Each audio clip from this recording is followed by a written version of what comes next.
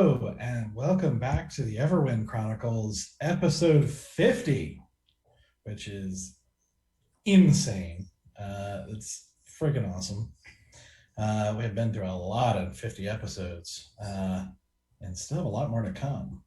But I know tonight we're gonna have a couple things. One, I know that the party has put together playlists, Spotify playlists that correspond to each character, kind of giving themes and emotions and everything to those characters, which is pretty neat, giving you kind of insight in a unique way into those characters.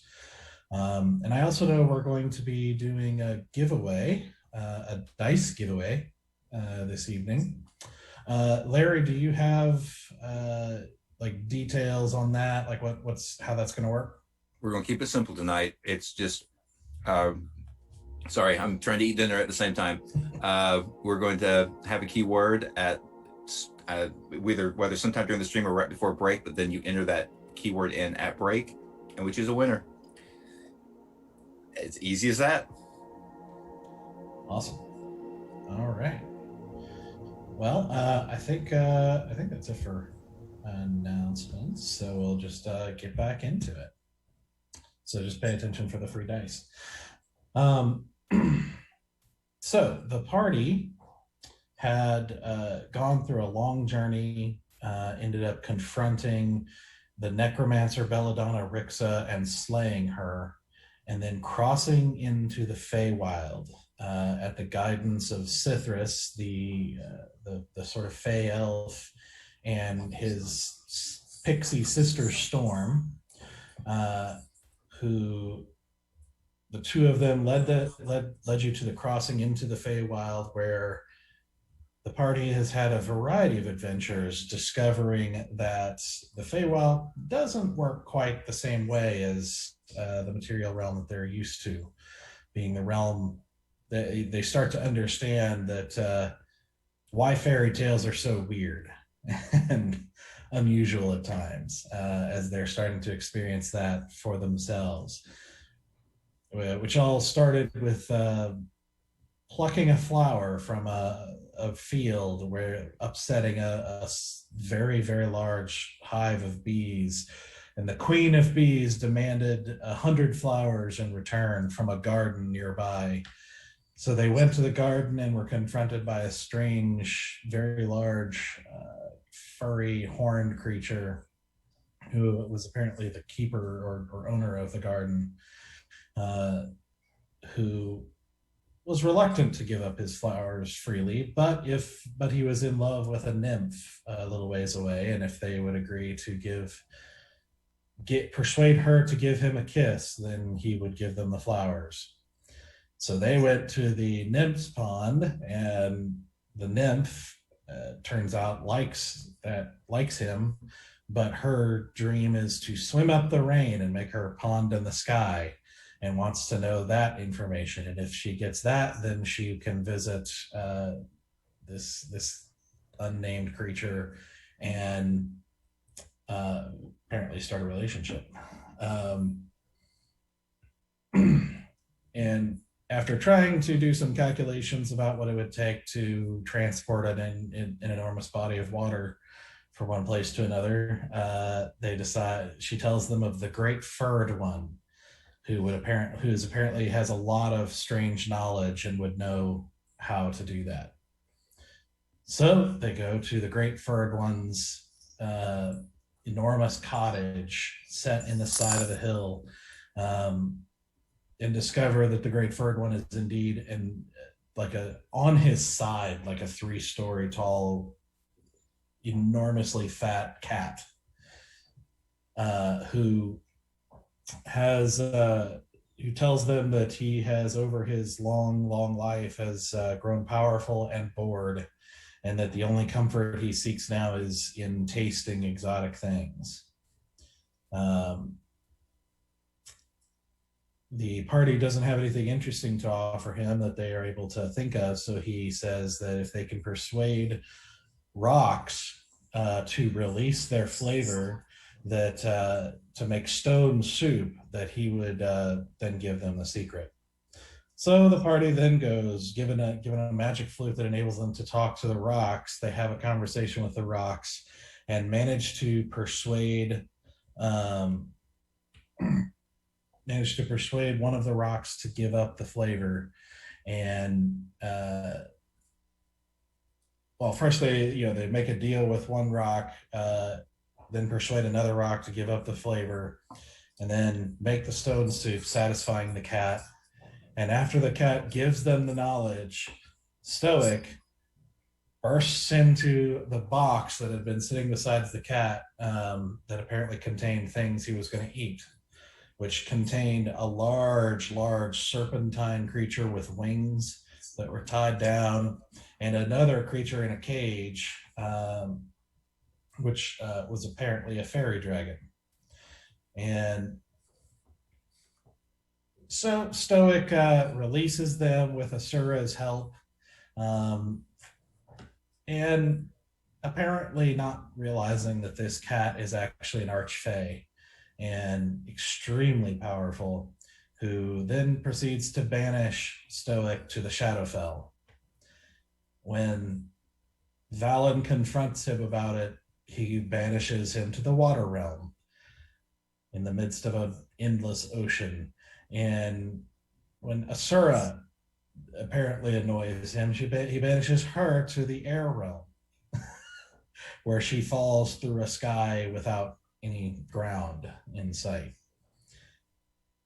And the remaining couple of party members then try to negotiate with the cat. But while that's happening, Stoic has experienced the depressive, weighty nature and dark nature of the Shadowfell and its effect on the psyche. And after talking with the fairy dragon and not being able to come up with a way out of this, summons the devil that owns his soul already. And after some intense negotiation, he agrees to forsake his god, Chaldron, and serve this devil, Bolgash, instead, in exchange for Bolgash rescuing the people that he listed out specifically. And as they agreed and Stoic signed the contract, Bolgash teleports the party, Cithras and Storm and Sylenna, and the fairy dragon to the edge of a lake where apparently the Sapphire Queen's Azure Grove is. And as the party suddenly finds themselves at the edge of this lake, teleported suddenly, they have a short conversation about what happened and how they got here, and are just a bit confused. And then their eyes turn towards the Azure Grove as Sylenna takes a breath and says, "Where's Briar?" And that's where we're going to pick things up.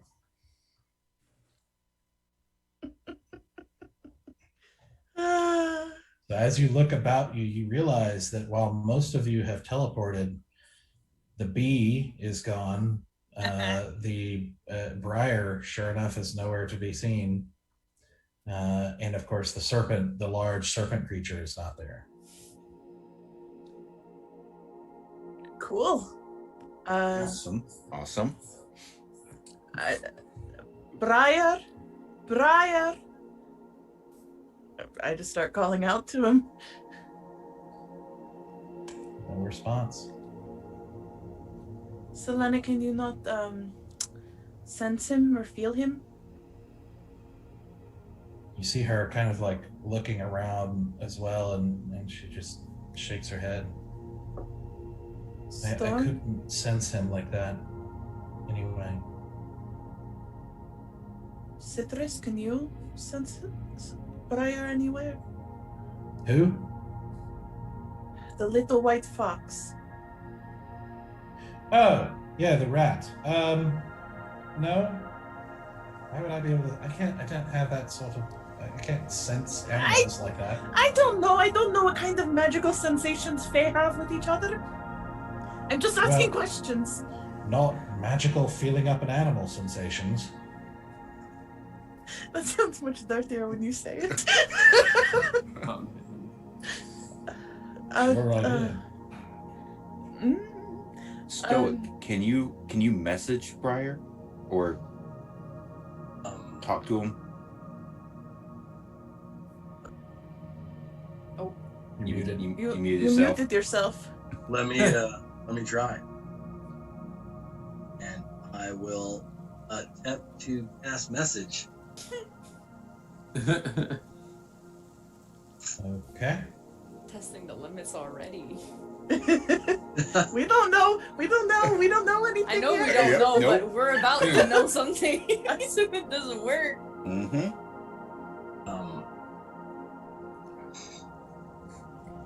I don't think I can. So, you just sort of out of habit, you sort of kneel down, clutching your holy symbol again, and just kind of out of rote for casting this spell, and begin trying to cast it, and nothing seems to happen. And you look up and notice that everyone's frozen in place again. As Back so soon. Great. as Valen starts moving and says,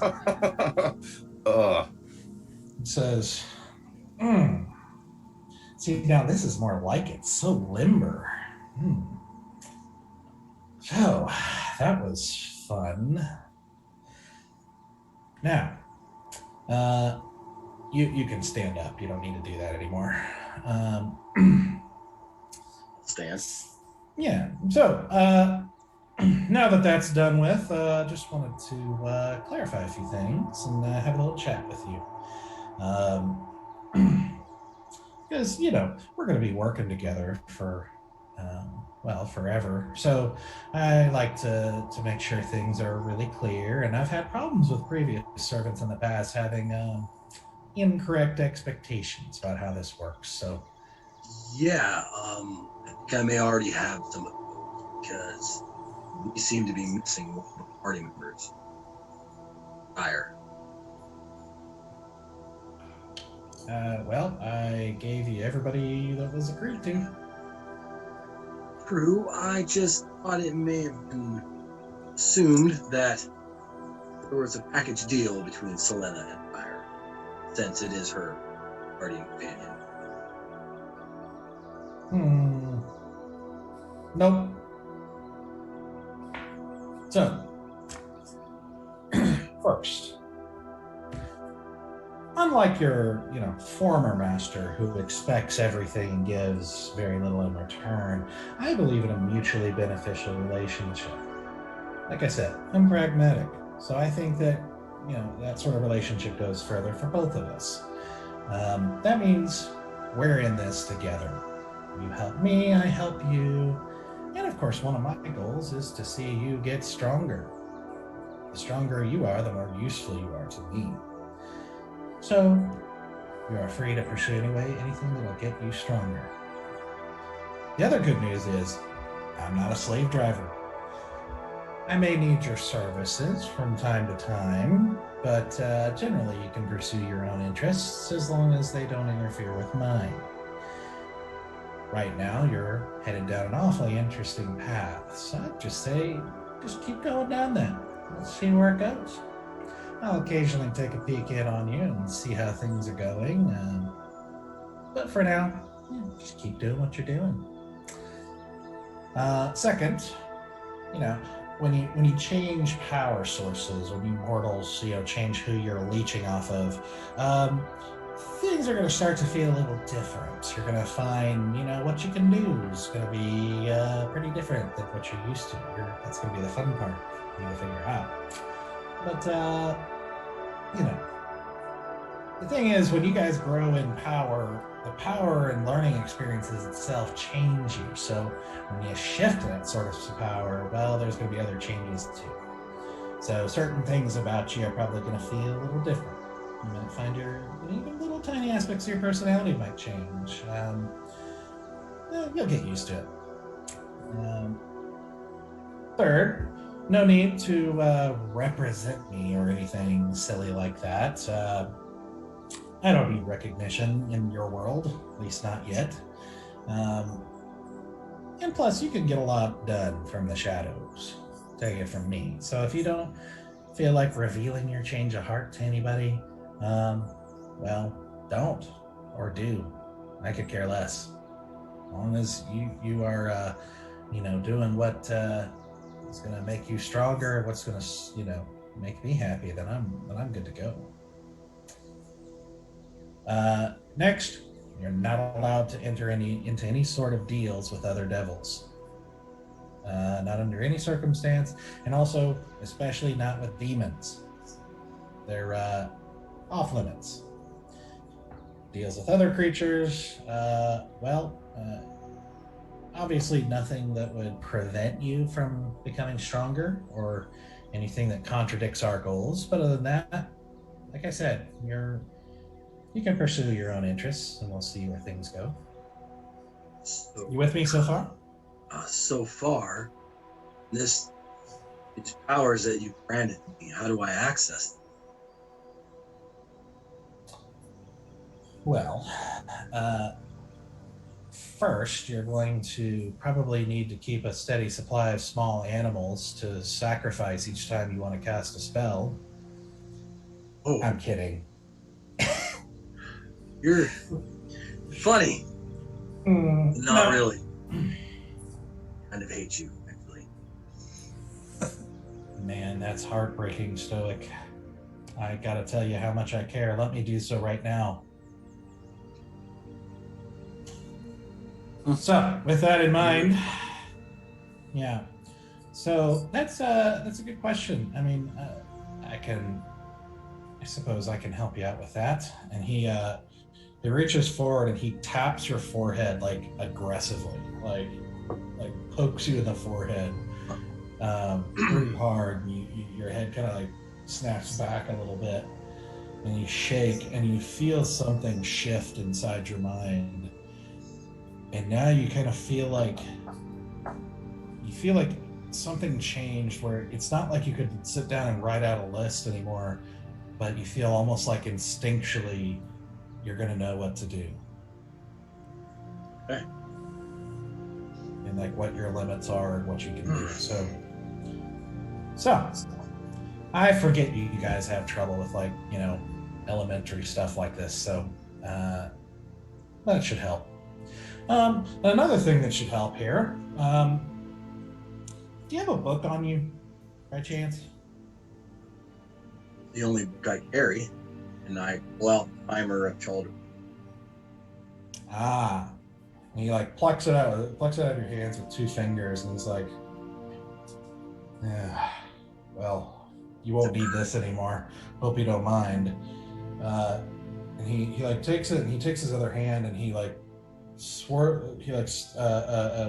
brushes his hand across the front of it, and you see it shift from the sort of brown leather cover that it was to a black material, sort of unknown make. And you see some symbols in a language you don't understand start to appear in sort of a glowing red kind of ember on the front of the book, as this sort of black, very, very little amount of this sort of blackish, almost smoke starts to emanate off of the book. And he hands it to you and says, "So, this has got a few neat tricks in it. I think you're gonna like that. I think you're gonna find helpful here. Keep track of it. Don't let it fall into the wrong hands. But you will be able to perform a ritual and get it back if you need it. If you do lose it, but hopefully you're not that irresponsible." So,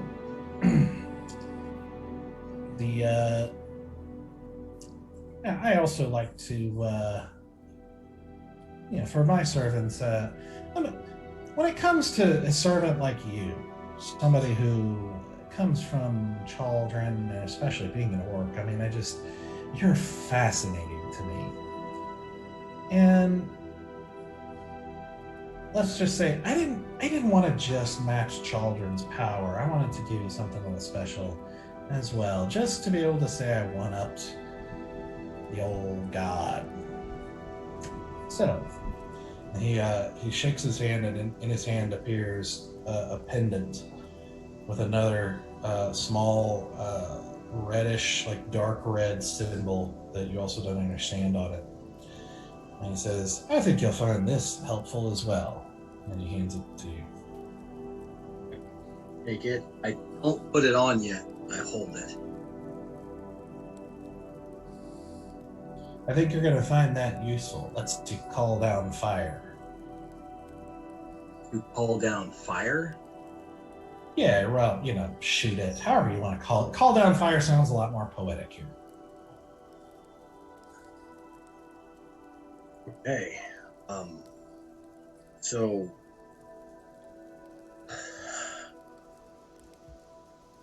am I still able to help others? As long as you're not helping any of my enemies, sure. Hey. Like I said, you can pursue your own interests as long as they don't interfere with mine, or as long as I don't need you to do something else. Okay. See how this goes. I would like see if you would agree to one more term. I'm thankful for these gifts, your help, and I can promise to not go against your interests if at some point I still have an opportunity to win my freedom back.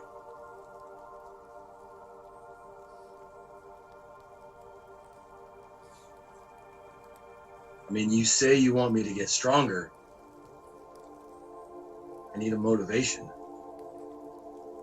And the chance to win my at least my soul back. Motivation enough. Well, if you continue to get stronger, the stronger you are when you die, the more useful you are after you die as well. The power you have now is, and the power you can achieve in this life, well, let's say that beyond, there's lots of interesting things that you can explore when you're not bound by the same things mortals are in life. So I'm just saying, you can continue down this path forever.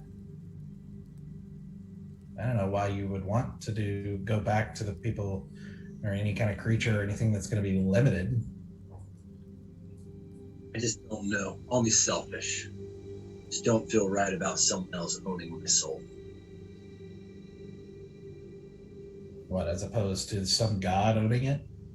No. For as little help as Chaldron was, he didn't own it. It's still mine. Otherwise, you wouldn't have been able to obtain it. Well, it's not quite that simple. See, there's lots of laws in the universe about how the soul trade works, we'll call it. Because devils have a pretty important part to play in the grand scheme of things, and we have to be able to acquire souls. It's part of the deal that Asmodeus struck with the heavens and all the other powers that be. I just want a fair chance to win it back is all. We may even continue our arrangement afterwards. But at some point, I would like an opportunity. I don't think it's too much to ask.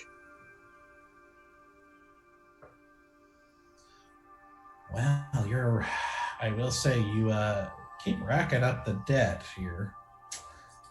But, like I said, I'm pragmatic. You find something valuable enough to me, and I'm open to all kinds of ideas. Fair enough. long as the door's not closed. For many of my brethren, it would be. Most of my kind would not holds it with a tight fist, but that's why they fail where I succeed. It's ironic that in the 9 hells, cooler heads prevail. I guess I owe you a thank you. I believe so.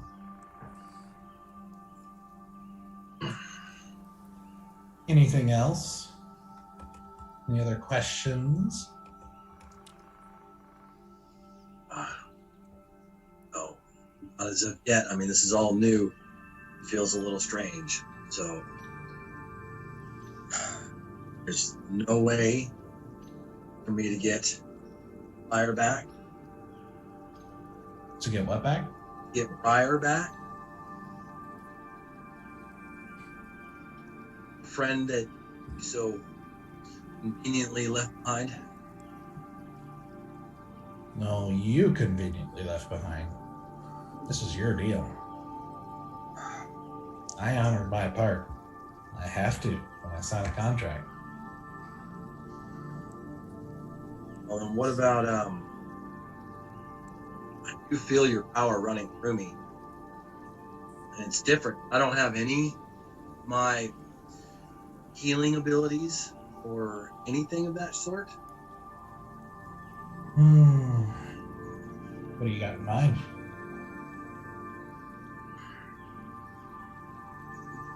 I have friends that are very dear to me. Some of them run into danger faster than I make bad decisions. And I'd like to be able to help them if they fall, like I have once before.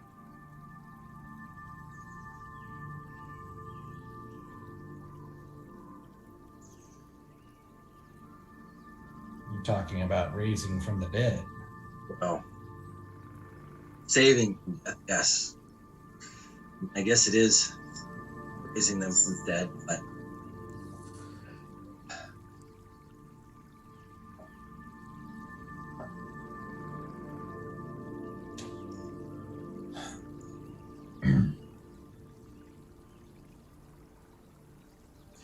Well, you do like the big ticket items, don't you?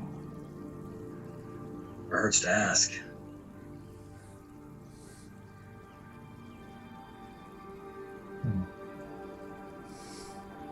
I can see the logic. Good help is hard to find. I suppose. And he starts to sort of walk around the frozen party, kind of like examining them. And you notice how weird it is. As he starts to walk, you're used to seeing Valen walking with this sort of disciplined grace and kind of good posture and everything, but this being in Valen's body walks more like a predator prowling as he kind of looks around at the party and everything, and he says, I suppose if these little troublemakers like you and help keep you alive, that makes you more effective at your job. And that's good for me. It takes some doing, however, and there are certain risks associated with that sort of thing. So if you do it, you and whoever else you involved in the spell are going to have to make it worth my while.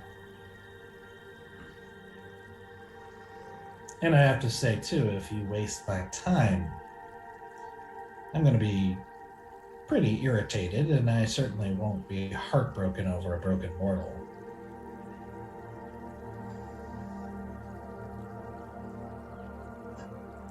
Right. But I'll tell you what, if you have the power, if you haven't exhausted the power I give you, I think we can work something out. But like I said, you guys are going to have to, you and whoever else you involved in the spell are going to have to make it worth my while.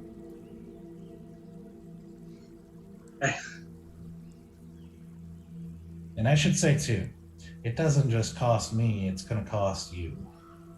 It's a more intense magic than normal magic. And the gods like to try to keep a monopoly on that sort of thing, so there's a little bit of risk involved with, crossing those boundaries, if you know what I mean. So just keep all that in mind. Hopefully, we won't have to cross that bridge. We'll see. Well, good. One last thing, and this is important. I need to make something very clear, and I'm sorry if my language here is a bit harsh or offensive, but I just want to make sure you don't get any misunderstandings or the wrong expectations here. I'm on your side, and this is going to be a fantastic relationship. But look, you have to understand the nature of the relationship. And he bends over into the grass and he picks up a vividly pink beetle. And he holds it up and kind of turns it over and looks over it and everything. And he says, "So this is you.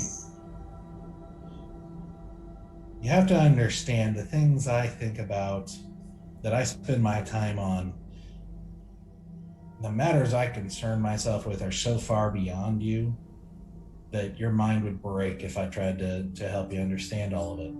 Some of my plans took longer than your entire lifespan to execute. So, with that in mind, this whole call my name and I come swooping in to rescue you thing, that's a one-time thing. It takes power, which I don't trade cheaply. It's not good for proper appreciation of what I give you. There are rules, shall we say, and just how much a being like me is able to interfere with. I just don't want to draw too much attention to myself yet. And there's the practical, which is that if I'm always coming to rescue you, then you're not very useful. If I'm always having to rescue you, then you can't take care of yourself, and I need servants who can take care of themselves. Just a practical nature. But lastly, and most importantly, I am not your errand boy. I'm not your librarian for sources of knowledge. I'm not your knight in shining. You get it. So I'm not going to come running every time you call me. And I'm not going to just come bail you out of every problem that you get yourself into. This is a harsh world and only the strong survive, so I'm expecting and wanting you to be strong.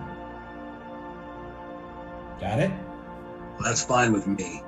I am thankful for your help, to be honest. I hope to never see you again. Oh, son, you shouldn't say things like that.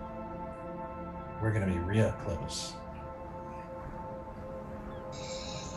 And then he takes the beetle and pops it into his mouth with this grin in his mouth. As you see everyone suddenly kind of go back into motion. And Valen, you find yourself with a crunched up, strangely sweet taste in your mouth. Probably not in the same position that I was when I last had.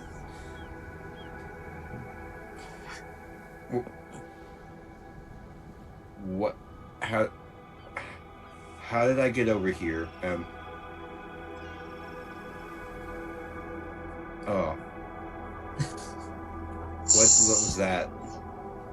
That was a beetle. That was what?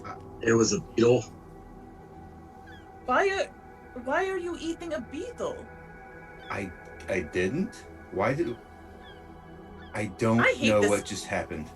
I hate the Feywild. I thought I was going to love it. I don't love it. This place is weird. I don't remember where I am or what I'm doing. And I want Briar back. And why do we keep getting teleported to strange places? This has been a very frustrating day. Now I also owe someone a beetle now. This is ridiculous. Wait, I it don't- says in my note we're not supposed to eat anything. Yes, Valen, you're not supposed to eat anything. Why are you eating beetles? I don't know. Wait, Sithers kind of like peeks over it, at like the bits that you've kind of pulled out of your mouth, and he's like, "Oh, strawberry beans. I don't blame you. They're delicious." I mean, All I know is it fighting these children, we have made it to the Sapphire Queen. Well, I will praise children when you get in touch with Briar. I don't know why he's not here. But we are. And that's something that should happen. But does that mean that that our skills do not work the same way here? Pretty well so far. Weren't you the one That's it? that caused the whole scene for two animals that you didn't know? I know him now, and I point towards the fairy dragon because he's still here, right? I mean, it's pretty cool, but we're missing the serpent or the thing that I grabbed on my way out, and your furry friend, Briar. Yep. Does that mean that was that big furry giant creature? Did he send us here? Last thing I remember, you guys were Did he keep arguing Briar? with it. Is he going to eat Briar? Oh God, is he going to eat Briar? I don't Do know. you want the honest answer, the syrup, or you want hope? No, I want to be deceived. Please give me a world in which everything is rainbows and butterflies, because I do not want to have it any You other have way. a spell to bamf out of a place, and he can run. I trust Briar. He's obviously from this area, so I think he knows how to handle a large cat. But I agree. technically, he's kind of a dog, so usually those are more prevalent than cats. Yeah, so they know how to deal with cats better. Yeah, generally though, however, the dogs are bigger than the cats, so... Usually, yeah. So. And that cat is like a building. Yes. I mean, I know Briar did pretty well with the giant, the stone giant that we dealt with, but even I'm still like... But luck, the cat can't get out of the house, right? that we know No. of. True, yeah. I did start off this sentence with luck. Yeah. Well, you know. Sithers hears you say that, and he's like, "Yeah, come to think of it, it does feel like getting teleported all this way does feel a bit lucky." And he turns and looks at Valen.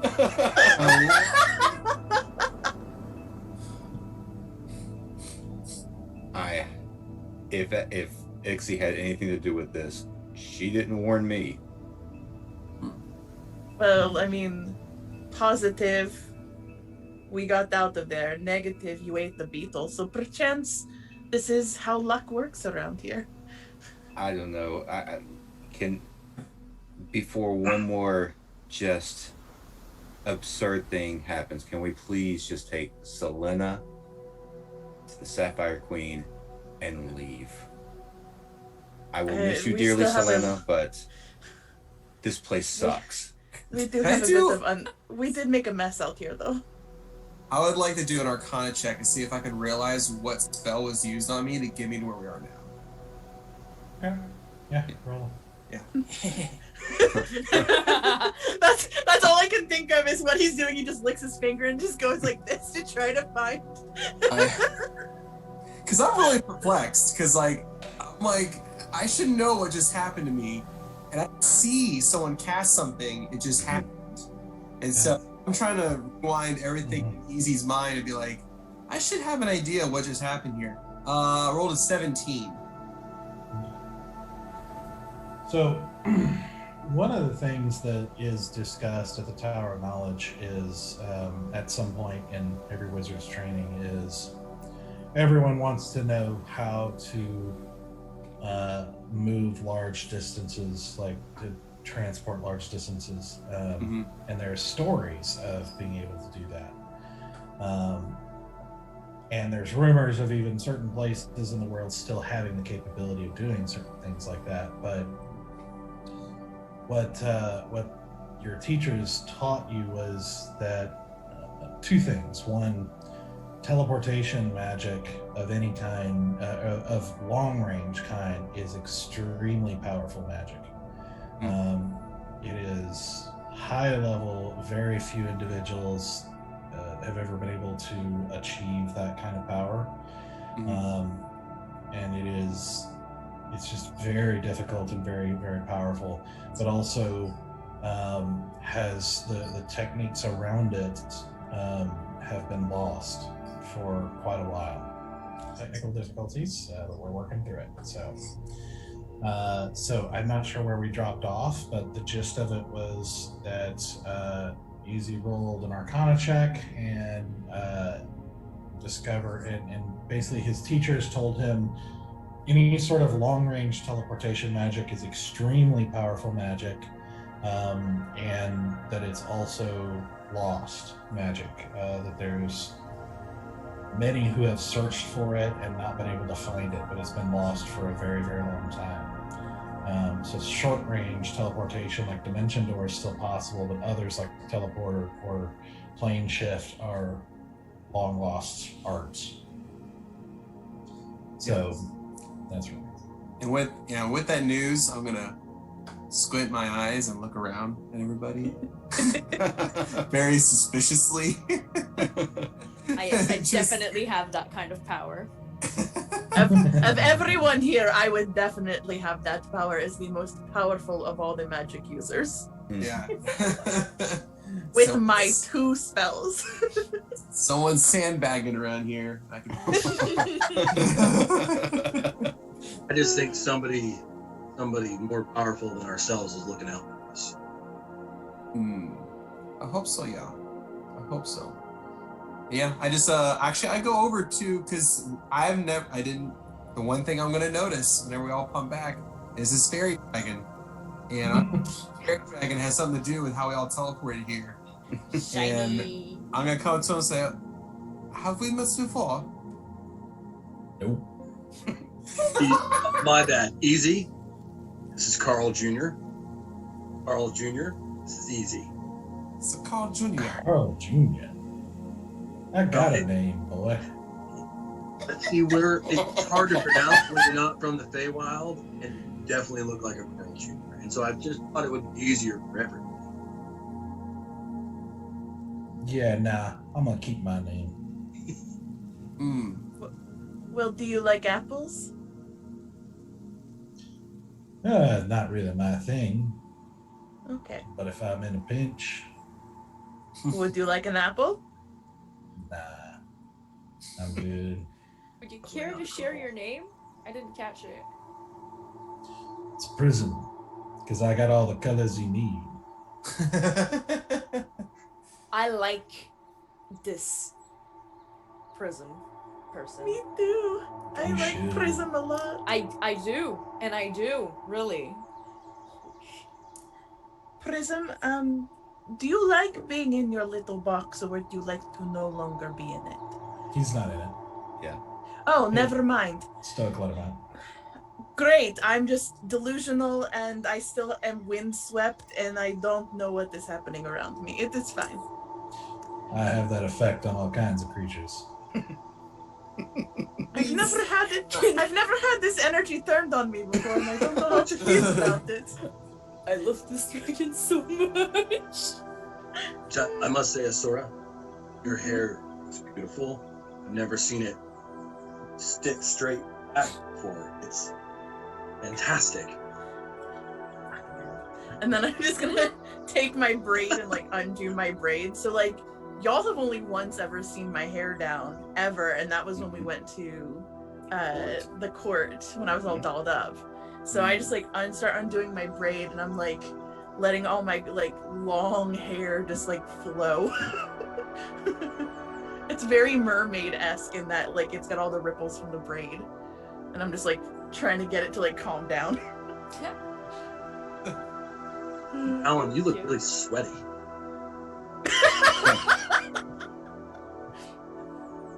Well, Mhm. It's not a bad thing. Stoic. Went for a swim. Refreshing. Not so much, and easy. Thank you for the water breathing. I see, yeah. So, That really came in handy. Yeah, next really time came in handy. just cast flying on me for no reason, just in preparation to ending up falling endlessly in the sky for all time. I did not like that. That was not fun. I did not enjoy it. What really happened to you guys? I mean, I didn't really see what was happening. Gotta be honest. Oh, well, I pissed off someone with some big powers, and then he bumped me into the sky. Same. Just into So a endless ocean. Teleported you guys, or you just? I don't know where I was, but I was falling for all time. It was just in a dark place. Great. Nice. and then you guys got from those places to this place here, all on your own. Yeah. I was falling, and then I hit the ground, and I was here. I was about to go through that door in the palace house thing that we were in. I was. Yeah, I saw you running. Yeah, I saw you try to jump on that. Easy, Creature. please use the appropriate words. I succeeded catching that serpent, and with brilliance, that is. Oh, yeah. You guys were too preoccupied in doing stupid shit. It's what we're known for. But it was quite the show, and I thought I was gripping pretty well, and then I ate dirt coming in here. I was what you call analyzing the situation. You know, the analyzing should have been before releasing the thing. It wasn't you. It wasn't you. But, you know, I'm just jabbing at someone right now because it's the second time. It was not entirely Stoic's fault. I helped. What a shitty fucking situation to start helping in. I was gonna try and do it a little more, not my style, more stealthily, but And I was trying to do it more this place's style, which is big and extravagant. I don't know. when I saw the door open, I just couldn't help myself. I'm really sorry, guys. Wait, is there a rock anywhere close to me right now? Yeah, there's like some small pebbles and everything at the lakeside here. Like, you know, a decent sized rock that I can just pick up. And I want to try to see if I can still talk with the rock. 'Cause that was so cool. I'm just like, wait. Need to check. Alright, pick it up. Just like, hello? It's no response. Oh. And I just yank it in. That rock is going to tell its grandchildren about the time it was angry. It's okay. Listen, it went from the shore to inside the water. He's gonna see new horizons, start a new lineage, you know. We give What the if he flute doesn't back? have water breathing? Yeah, it's a rock, it does not breathe. We give the Fine. flute back. It disappeared in my disintegrated. hands. Yeah, after using it, disappeared. Well, as much as I would love to just stand here and wax poetic all day, I think what we have been aiming for is just over the horizon. The Azure Grove stands before us, and just I beyond just- that, the Sapphire Queen. Loopy, I just What? really hope Bear's okay. Oh. Oh And- no. As- What did I do? as you kind of turn back as you guys continue talking, at the corner of your eye, you see out of the lake that pebble that you threw, like dart out of the lake and peg you in the temple. Oh, wait, can I do a save? Can I try to dodge it if I see it coming back? No, roguelike. because it was a natural 20. So Oh! Yeah, you're that's gonna take 4 gonna leave a points of mark. bludgeoning. 4 points of bludgeoning damage. Impressive. Oh, As you just get pegged in the temple with this, and you just feel that sort of like, a spread of pain across your skull with that sharp as pain in your temple as you turn and look, and you see what looks like a young boy's face with bluish skin and sharp ears with this kind of dark blue hair poke up out of the water and look at you. Oh. Fair. That is fair.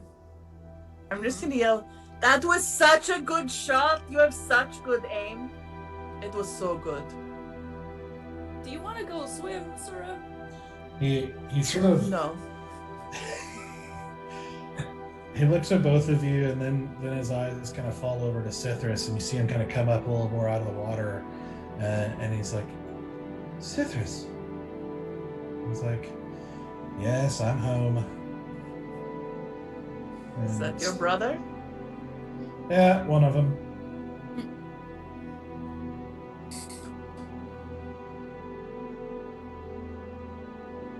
Yeah, this is Ferris. Ferris. Mhm. Is it his day off? Is that why he's throwing things at us? No, to be fair, I did throw it first. So that's why I can't be mad.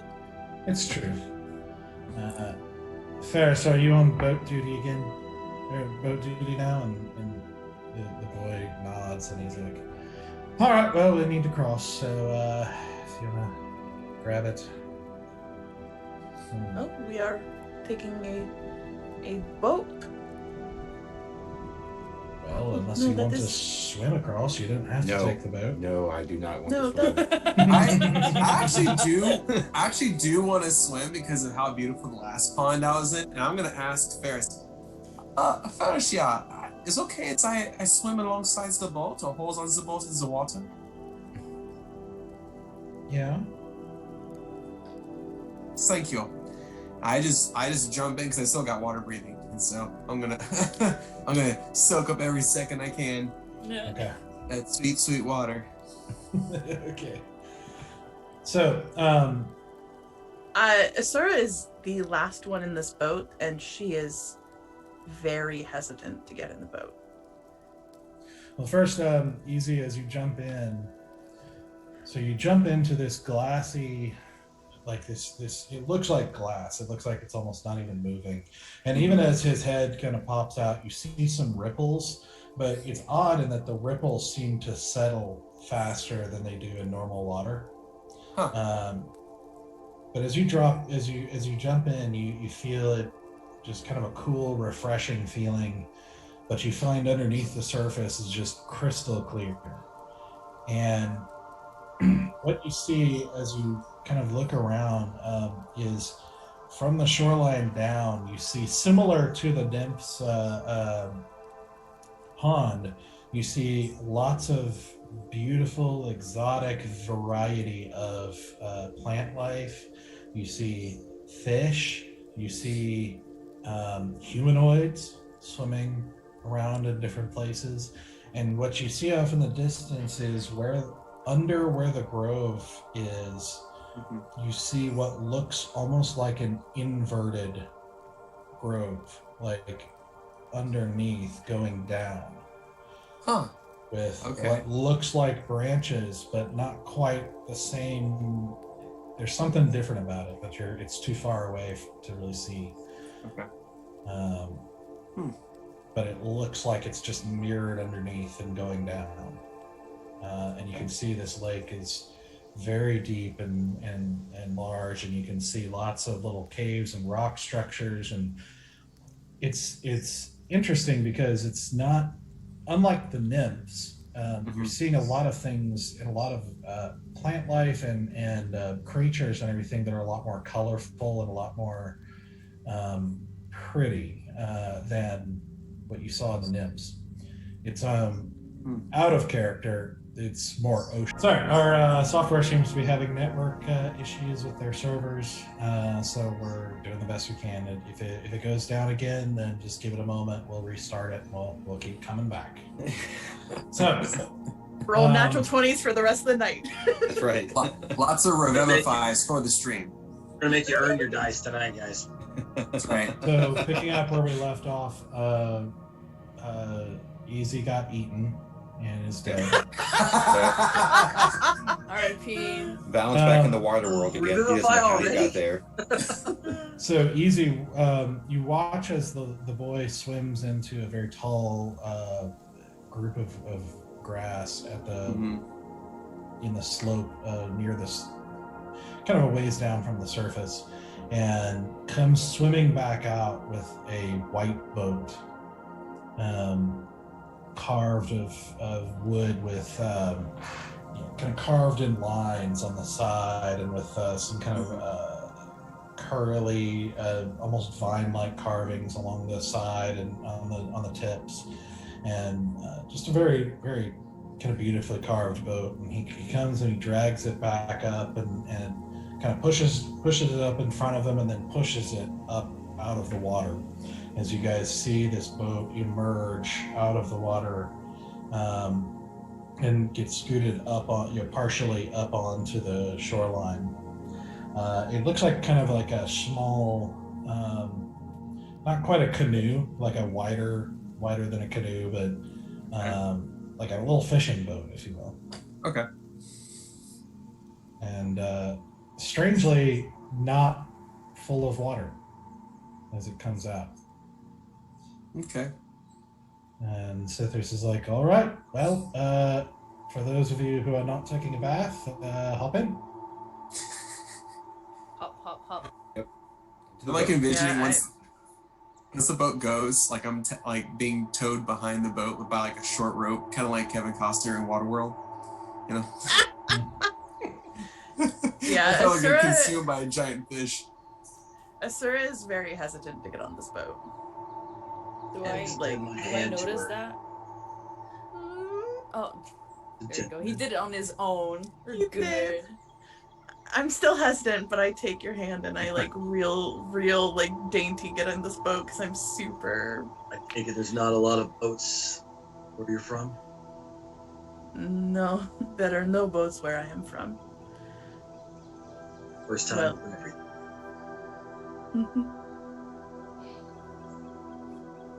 There, get in the boat. You startled the shit out of me. You see Bear step in, as well as Sithris and Storm. Well, Storm just sort of flies around. You see the fairy dragon, kind of look around, crawl in, and then I offer to pick up the dragon up in the boat. This friend's so bad. no, I'm good.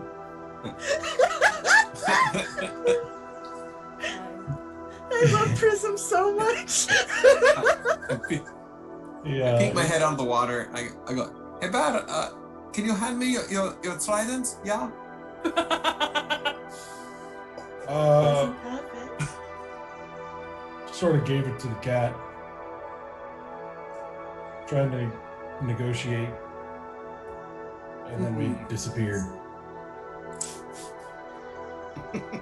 Best bear impression ever. Thank you for your honesty, Bear. I put my head back in the water. Never live his dreams as Aquaman. Yep. It's gone.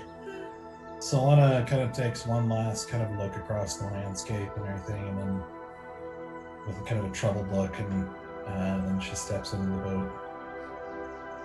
I'm gonna grab a hold of her hand and like sit down next to her. Is there like seats, or are we just standing? Yeah, strangely, as each of you have gotten into the boat, almost without noticing, the boat just seems bigger. That's awesome.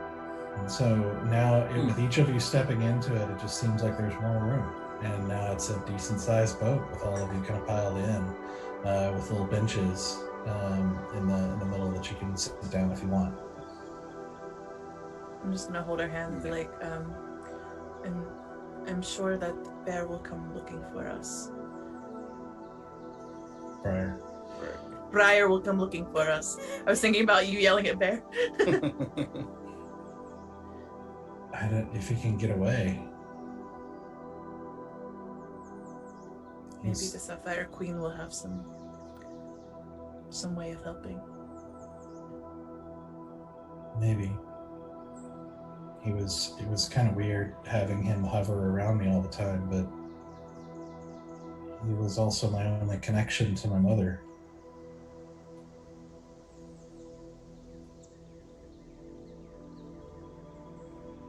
Do you still have her here? And she nods. Sort of falls silent as the boat starts to move. As you, Easy, you can see that the boy has basically got a hand on the front of the boat and is pulling it along. Swimming, to him, it seems kind of effortlessly. It doesn't look like he's struggling very hard. It just looks like he's just swimming and pulling the boat along. He just looks completely naturally at home in the water. So you guys start making your way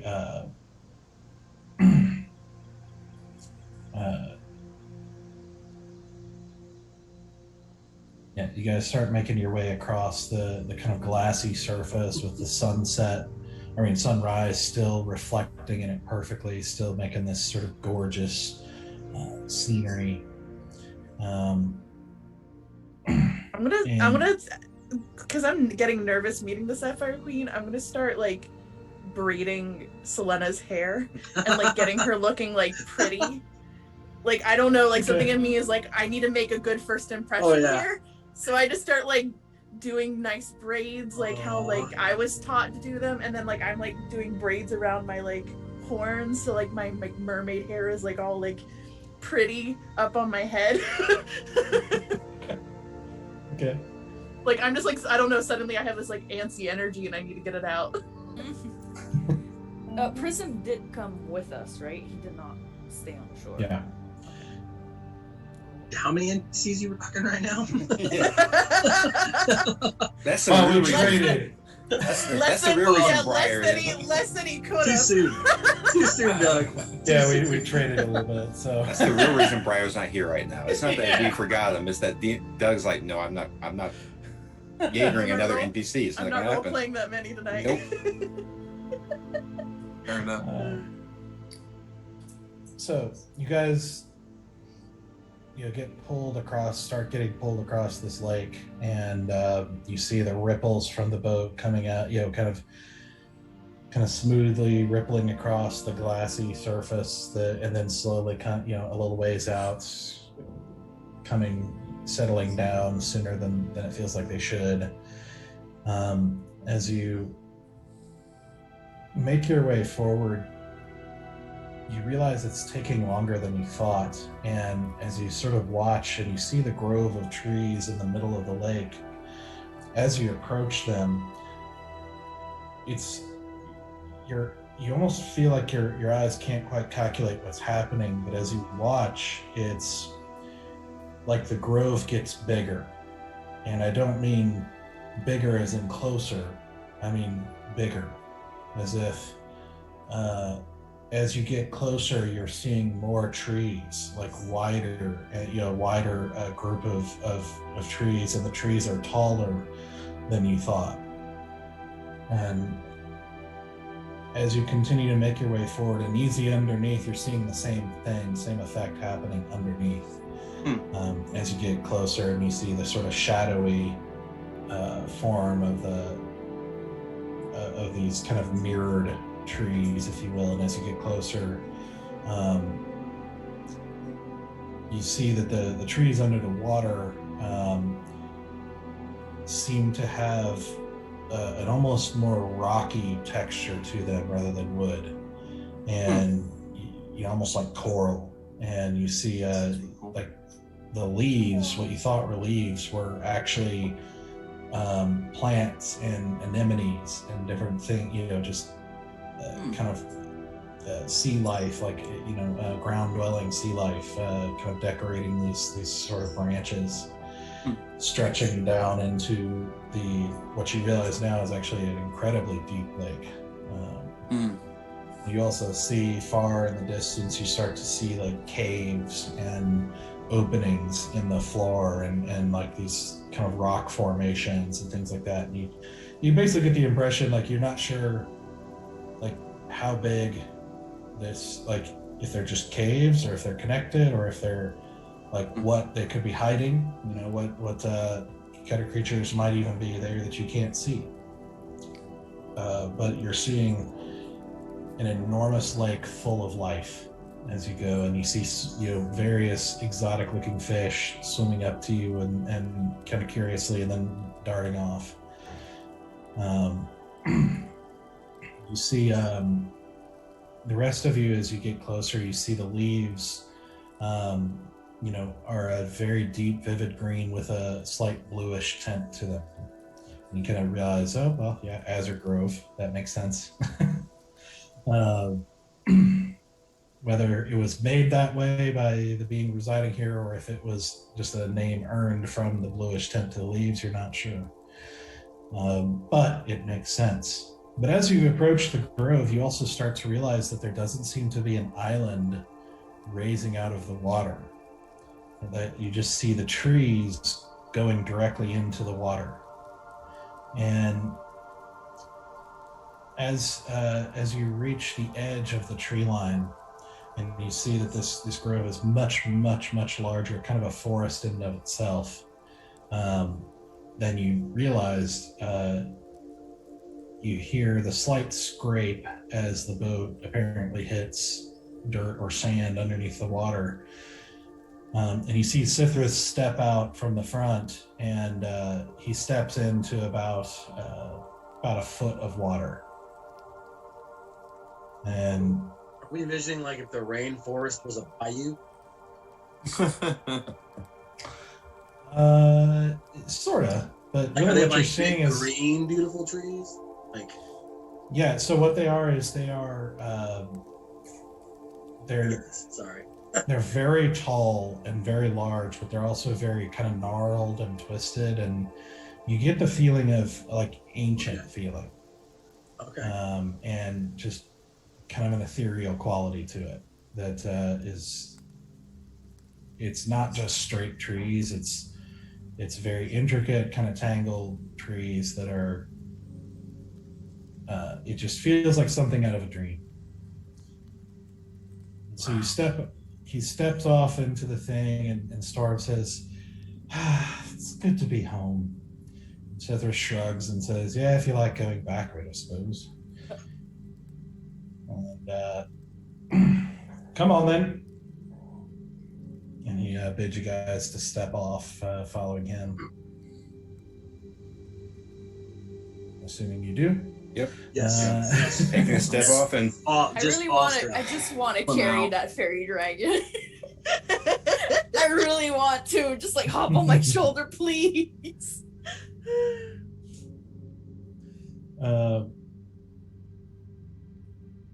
He kind of looks at you for a moment as you say that. And he's like, you almost see like this playful look in him as he's like, well, nah. Just not. And you see a slight flutter of his sort of like stained glass, like butterfly wings as he sort of flutters into the air beside you guys and sort of is looking around curiously. I will make it my friend. I swear, I'm gonna make it my friend. You step out and start walking as the water is gently kind of swishing through your feet, and you see it looks like the water just stays at about a foot deep or so, like give or take a few inches, everywhere you walk. And it's just this kind of perpetual level of water. that also still has that sort of settling faster than normal quality to it. And you kind of, like I said, as you walk through, you just see lots of gnarled ancient branches all about you, giving it this dreamlike quality, even a step beyond what the Feywild already feels like. And as you walk, you walk forward after a little ways, you're startled to see a fish, where the fish itself is only about a foot long, but it's got long, ornate, flowing fins about 2 more feet behind it as it swims past you in the air. And just sort of swims around you, looking at you for a second, then swimming off through the trees. That tracks.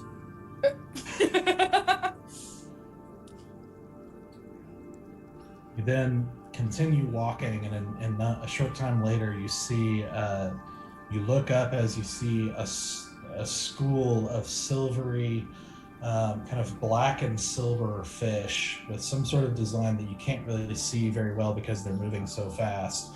This school of hundreds of fish just swimming above you through, kind of darting in and out of the branches.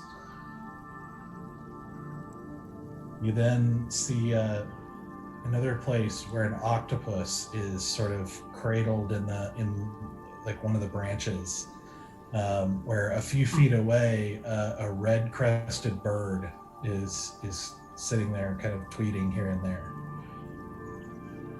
I have this image in my head of like a Lisa Frank painting right now. I'm not even gonna lie. It's just like colors and stuff that doesn't make sense. Yes. And it's just And it's also fuzzy on the edges. Oh, my whole childhood. My whole childhood. I mean, it started with a zebra.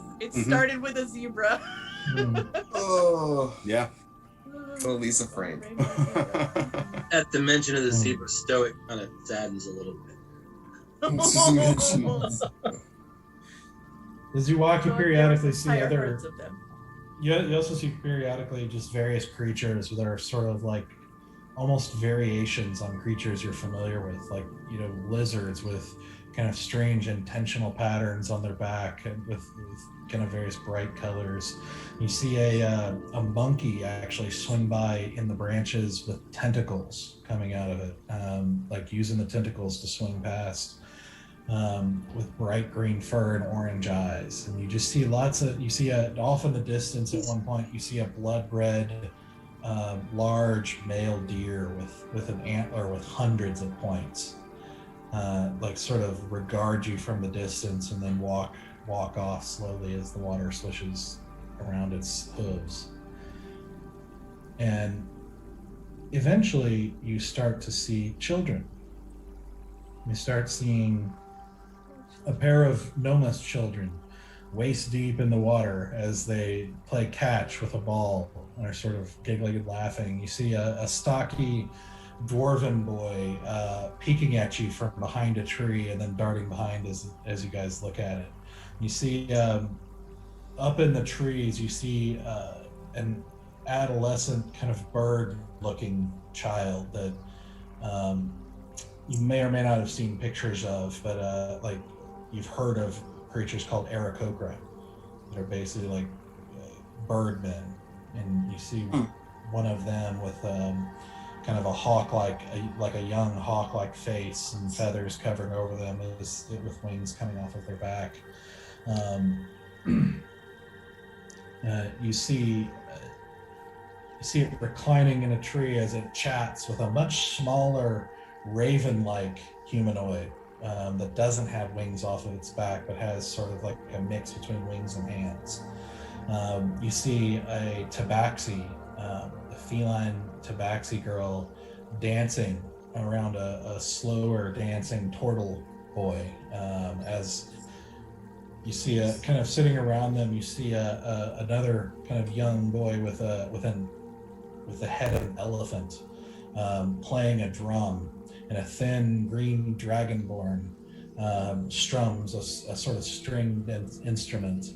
and you see a few other what you sort of looks like a nymph and a dryad kind of sitting around just listening and watching as they have like kind of soft smiles, kind of watching the festivity here.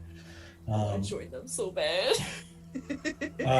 Most of them notice you at some point. They kind of stop and stare with open curiosity. Some of them bold, some of them shy. You see other smaller like pixies and sprites. They're small flying humanoids darting through the trees and kind of chasing each other and stopping to like hop on a branch and look down at you as you pass by, and until they get distracted again and dart off to play their games. Any orc or tiefling children? No orcs. Want to join them, Stoic? No, I just you don't see any tieflings on the way or orcs on the way. You don't know how. I mean, this is just kind of on the pathway, so you don't know how many there are here or what might be there. I just walk next to Tara and sorry, and just be like, I was kind of hoping in a place strange there would at least be some of us. It's bad enough when we're in the normal places we don't see us. I didn't know we wouldn't be here too. Sarah like holds in the flirty things she would normally say. She does not say it. and just loops her arm around Stoic's arm. He doesn't run for once.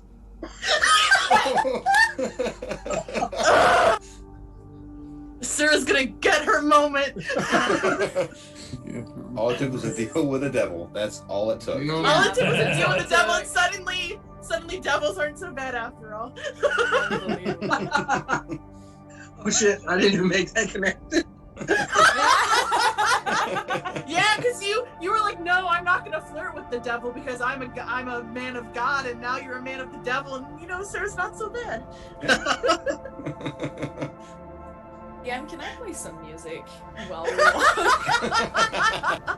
Yes. You do Storm, like when you do this, you hear Storm go, Okay, now he pulls away. No. I'm just gonna look at Storm, and I'm just gonna like eyes flicker red for a minute, and just like. You just see her giggle and fly off. I'm gonna go back over to Sylenna, and I'm gonna hook arms with Sylenna. Okay. Sylenna is obviously just taking all this in and very curiously returning stares at the children and kind of just alertly watching kind of everything. As you continue to walk, and you walk for a ways, and you realize, again, this is deeper and larger than you thought it was. But eventually, you can see some light ahead of you, and as you keep walking towards it, you hear a sort of strange ethereal voice talking, a feminine voice that seems to have some sort of odd effect on it as you hear it saying, "You see, you did something that scared you, and it hurt, but you survived, and now you do not fear it as much as you did, do you?" You hear a pause, and she says, "You see, now you have more courage. Because now that you've felt this pain, you'll fear it less, and you'll be stronger from now on."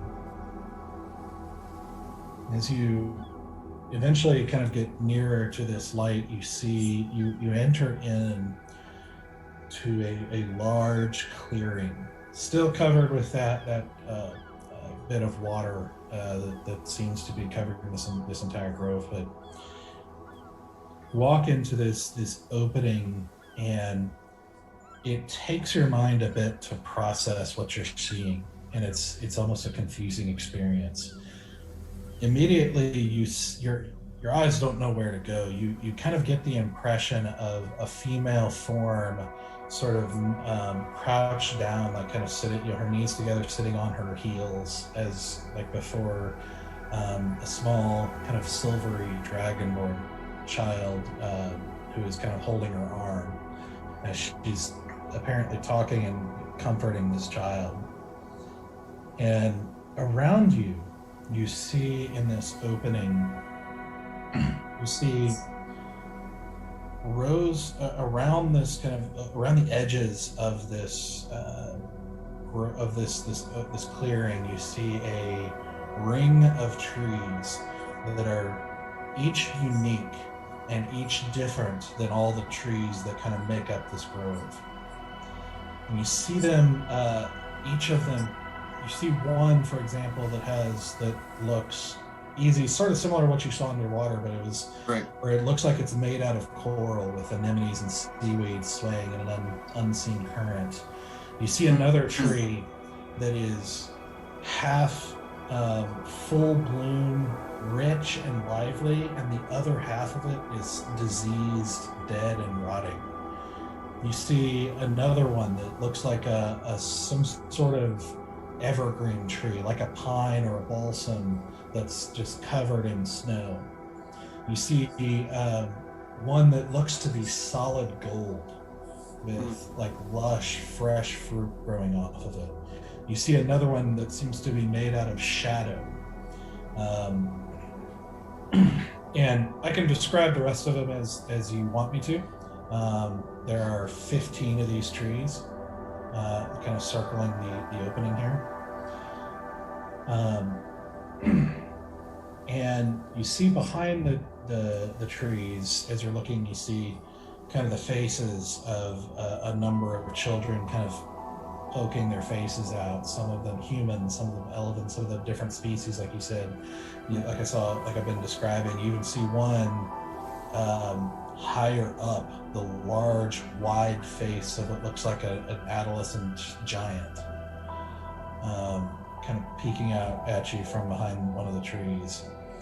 And then in front of you, behind where this female figure and the child are talking, you see a sort of what looks like a large throne. The throne is large with two figures kind of coming out of it on either side. Their hands joined across the top, kind of giving you the impression of a dance. One of them seems to be male, but the sculpture of the male seems to be shifting and changing, almost liquid instead of stone, while the other seems to be made out of diamond or something equally as solid. You get the impression that like nothing could move or break the other figure. Behind her throne is a bright light that seems overwhelming when you try to look directly at it. It's not painful in the way that looking at the sun is. It's just somehow overwhelming, like you can't handle looking at it. But unlike with other bright lights where this light would seem to overwhelm everything else, when you don't look at it directly,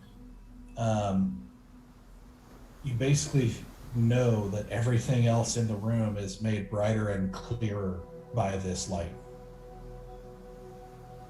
And so you see, after kind of taking all this in and seeing all these odd trees of different materials and makes and everything, and you see as the figure kind of pats the cheek of the dragonborn, and the dragonborn sort of runs off out the side. You see her stand up, and what you see is a figure that your head and your heart seem to be at war with, trying to understand what she looks like. your head can't quite process visually a single form. It's almost like looking at something inside a diamond that has hundreds of facets, and almost like as with any movement or shift, it switches to a new facet, and you see like slight changes to her features.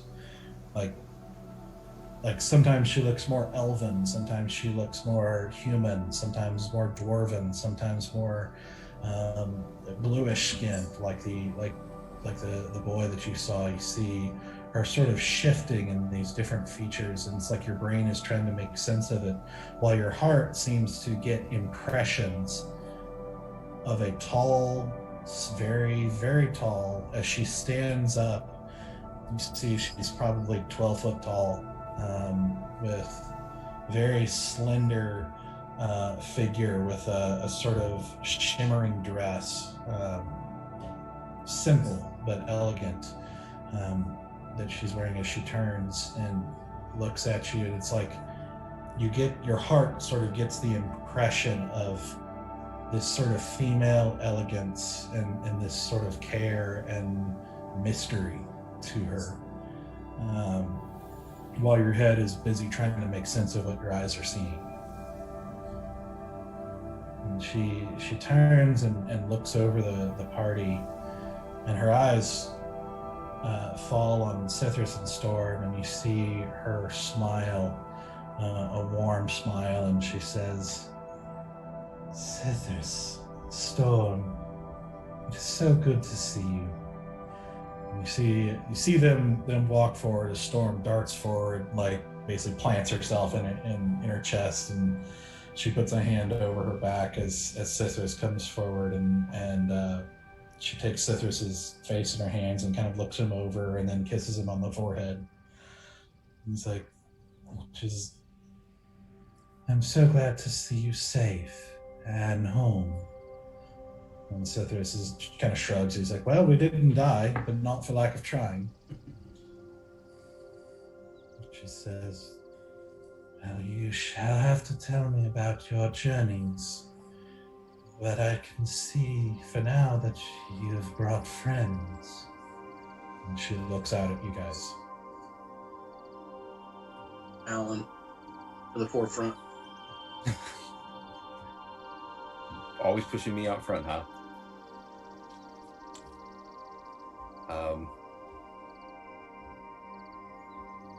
Hello, Sapphire Queen. We are the Folly. We've come to. Well, I feel like we've come to do a lot of things, actually. Not least of which is present and kind of turning backside wherever Sylenna is helping out this young lady right here.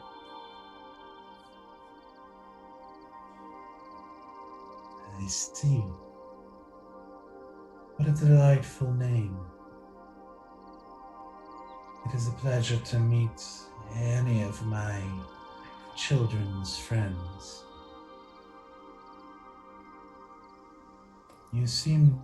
Your feet seem to bear the dust of farther roads than you've traveled.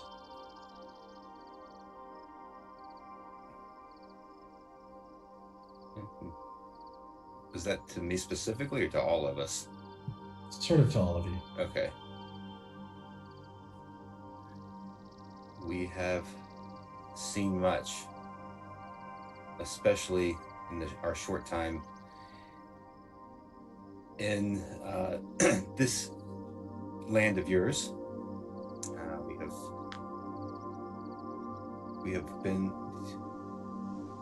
We've been stretched to our limits in some ways.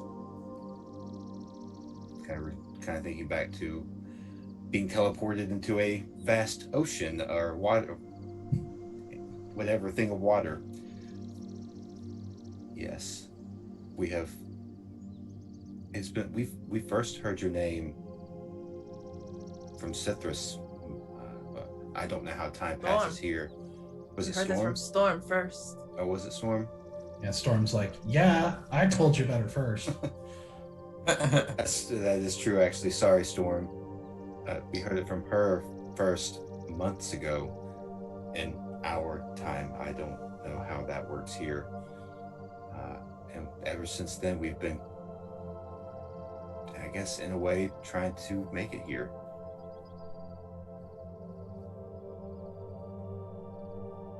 I see.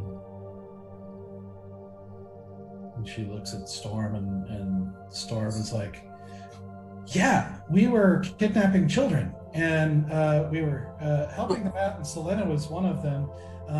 And these people were helping us. Well, they weren't helping with the kidnapping; they were helping with killing her parents. And so then most of them died, but Sylenna didn't. And so we were trying to find Cythrus, because Cythrus got captured or lost or something. And then we found him, and then Cythrus brought us here. Yes. The heavily abridged version, yes. I see. And what would you ask of me? I step aside for Sylenna. I'm gonna keep a hold of Sylenna's hand and just like check with her if she wants to walk forward. Sylenna is like kind of staring openly at this being, and it takes her a moment to realize you're looking at her and everything. She kind of looks at you and she nods. I will walk up with Sylenna and like just kind of be close by.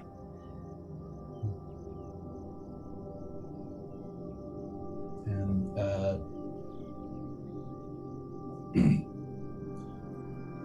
she looks down at Sylenna, who kind of looks at her, and Sylenna like takes a breath and kind of squares her shoulders, and she says, "I'm Sylenna. I was your Cythrus and Storm. They said that you adopt children. I was hoping.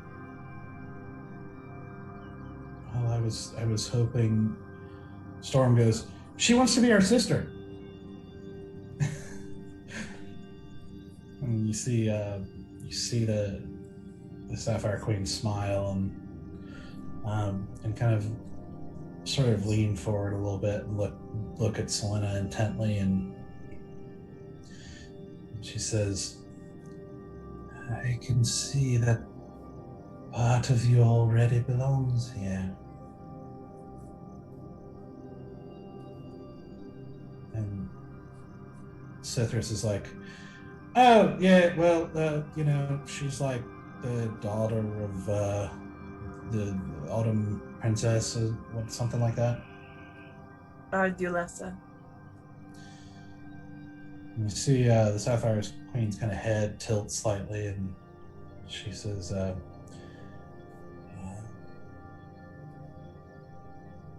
"But Ardulessa is no longer in the Feywild. How is it that you have come here?" And you see she's kind of directing the question to anybody.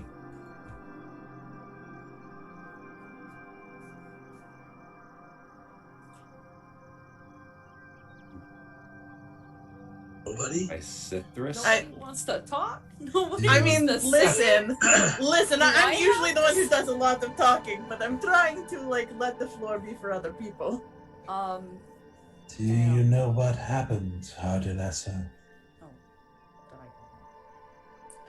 We are not certain. We have an inkling based on what Briar told us. By the way, we don't know where Briar is at the moment. We last saw him with a great furred one, that we made upset, and then we can't find Briar, so we don't know how to get to him to answer some of your questions about her. But suffice to say, we believe that she may no longer be alive, but that she was in our plane of existence for a time.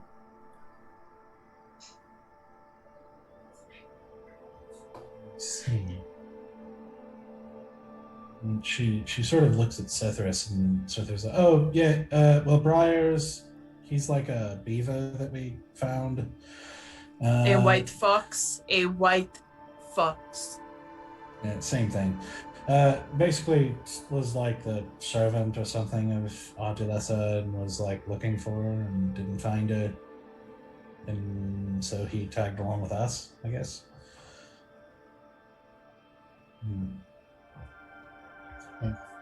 Nods, and you see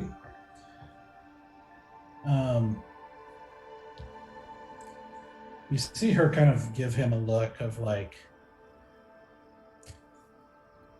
the same look that she's giving to any of you that is talking, where it's like you feel like there's like a little bit of nervousness or a little bit of like, what do we say, but you only see patience in her eyes and her face, and you see like she knows exactly what Cethris and Storm are like, and is just like seemingly endlessly patient.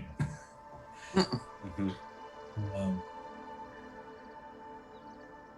And she turns and back to Sylenna and says, "Such an important lineage you come from. Do you know what it means?"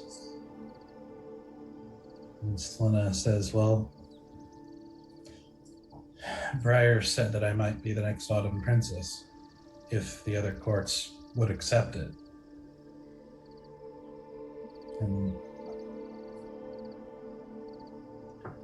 And she says, "But I'm not sure I want it. Or if I don't know that I'd be a very good princess.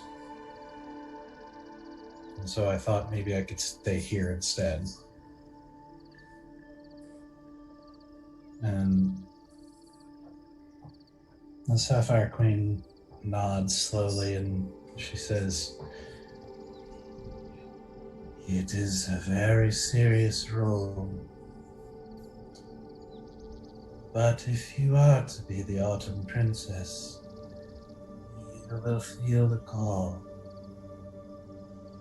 The courts of the Feywild do not work like the mortal courts. They are forces of nature in themselves. You will be drawn to it. You will want it. It will be a part of you. And none in the other courts will be able to say differently. This is why the City of Leaves lies abandoned in Ardulessa's absence, instead of being replaced as the thrones in your world would be. But I can understand if you are not ready for that yet. It will not be up to me or you. You will feel the call when you need to. So you wish to stay here?" And Sylenna says, "As long as you would let me, I think." And Sapphire Queen kind of straightens out again, and she says, "Cethris and Storm would not have brought you to me if you were not worthy. And of course you can stay. As long as you are still a child. But at some point all children must grow up. And while this place may always be a home of some sort, there will come a time when you will have to leave and make your own life. But until then, of course, you may stay. And I will help you do this growing and prepare you for whatever destiny might have for you. I really want to do an insight check. Do it.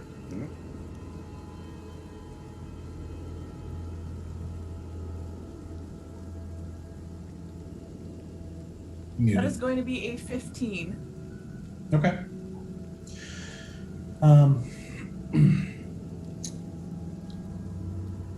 It's so on one hand, it's hard to tell because whatever you're seeing, this being is so alien and so different than anything you've ever seen before. It's hard to know for sure, but the impression that you're getting very strongly is honesty. Like, this is a being with nothing to hide, who seems to genuinely care and genuinely have patience for everything that she's talking about, really.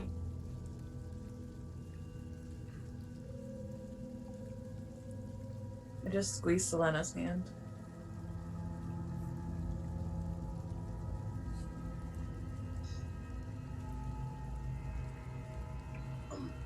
Madam Queen, I'm not quite sure how to address you. Whatever you like. I brought Sylenna here because there were others in our realm that thought to her harm. Thought you should at least know that. I don't see them coming here, but you should be aware that there are those that seek her out. For reasons we're not sure. We thought that you would be able to place maybe the best for live in peace.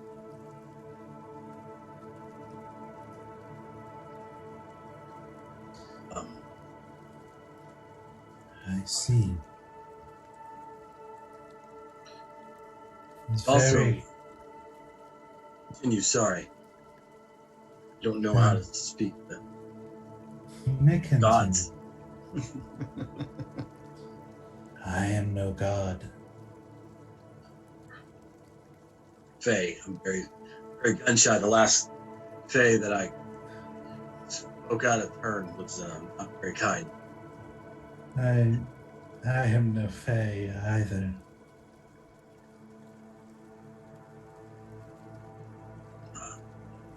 Not too forward.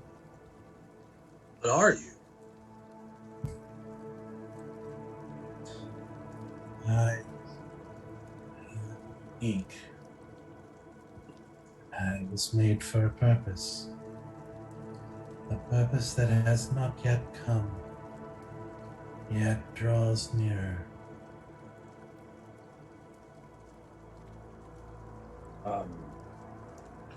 Well, we're known as the Folly for many reasons. One of them is our lack of forethought, and our main mission here was to see Sylenna to safety. In all honesty, we didn't give much thought as to how we would get back. And Cithras is great, but he's not messed with the directions. Do you know if there's an easier way for us to return? You see her head tilt and she says, "That is surprising. He is usually gifted with getting where you want to go." And Cithras is like, kind of like, he's like, "And I got you here today." You ain't wrong. You did. I would do that. Very, very grateful. Just didn't know maybe there was a faster way. I know time isn't very important here, but those from our realm, it does matter.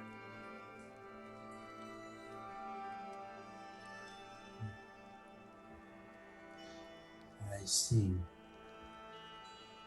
I'm afraid that time is not something I control.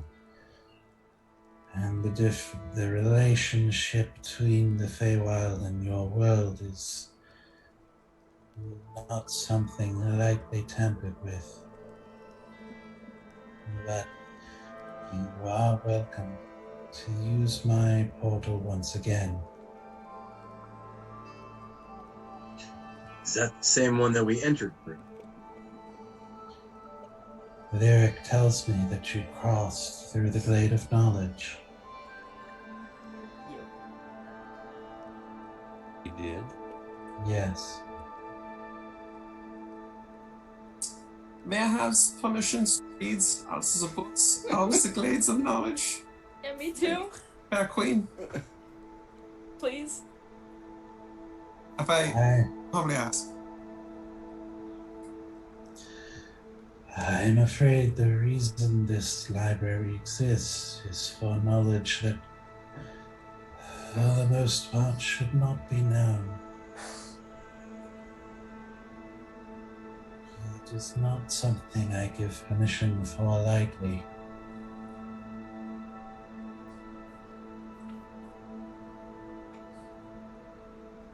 Is there anything you need me to do to earn such knowledge?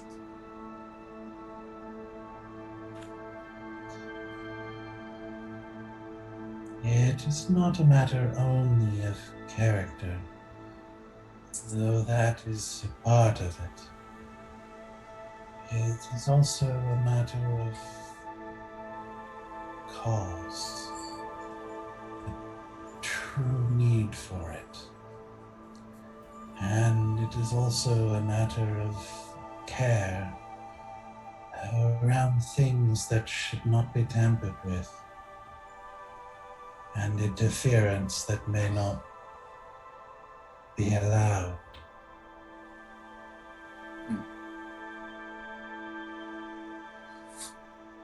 I don't mean to interrupt, but we have been walking through this world, and your world and our world, truly blind to what is around us. And we bumble around and do our very best to try to help where and how we can, but we often make terrible mistakes because we don't know what is happening. And part of it is our own fault for not asking the questions, but part of it is that we were never meant to be the ones to do this. We were just on a mission to make a few bucks and then be on our way, and suddenly we are in the center of a massive necromantic violation of our plane of existence. And there is something great out there that is doing immense harm to our world and its people, and wants to continue to do great harm. And we don't know what it is or how to help. And it feels like we are the only ones who see it, and the only ones who want to do anything about it. And we need help and guidance and information.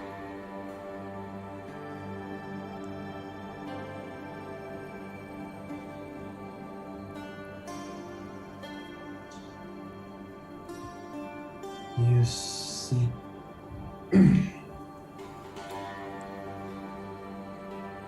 say you're only wanting money. Well, that was our original intention when we met each other. No. What do you want now?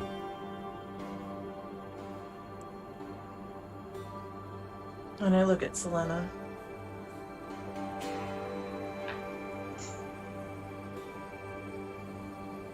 want to save those I could not save before.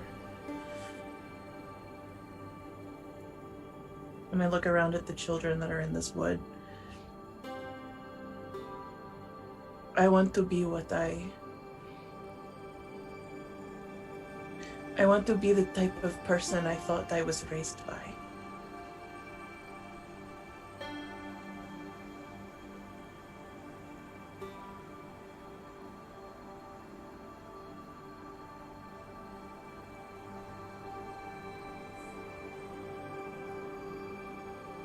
She sort of regards you in silence for a little bit, like her expression kind of softening as she leans forward and she puts a hand, like kind of a warm, like soft, like softer than skin hand on your cheek. And she says, I've seen that book many times coming into my grove. I'm sorry for what has happened to you. Whatever it is. She stands back up and looks at the rest of you, sort of waiting for an answer.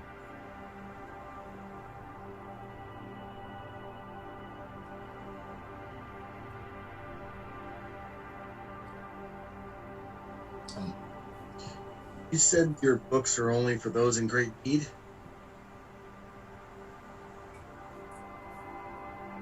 Now I am asking what it is you want. I want to look to have it on how to rectify deals with devils. I very quickly look at Stoic. I don't think that's really news to us. No, Because you guys we know are- about the contract. Yeah, we Oh, know that about- is true. That is true. Not We the- do know about it. Never mind. Yeah, You know about the soul. right. We know about the souls. I Yeah, know. so it's I like know about our contract. Yeah. Yeah. Okay. we also know that he lost his soul because he broke the contract. So we know like that. That's we true, know that's that true. deal. So it's True. not I'm hearing still anything- then not shocked look over, but I Yeah. still look over.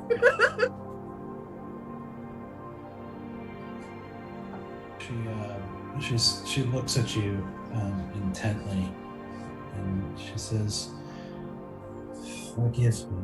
I am not asking what you seek right now. I am asking what you want."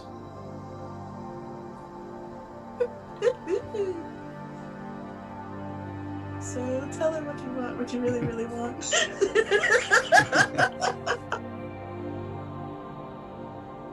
I want what my friend wants. I do want to be free of the burdens I placed on myself, but not for it will never come for helping others. So like my friend, I want to be the kind of person that can make this world a better place. Even if just for one person. I glance at Asora when I say that.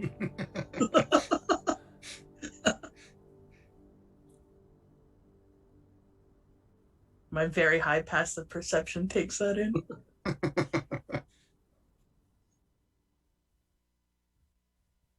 Her eyes look, then turn to Valen.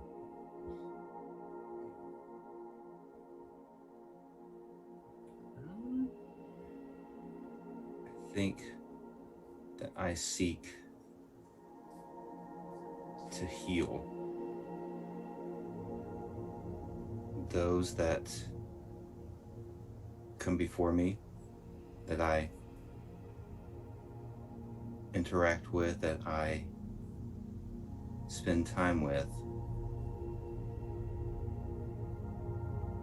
to make a difference.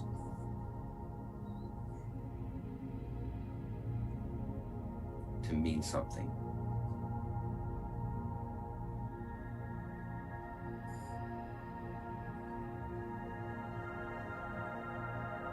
And her eyes turn to easy.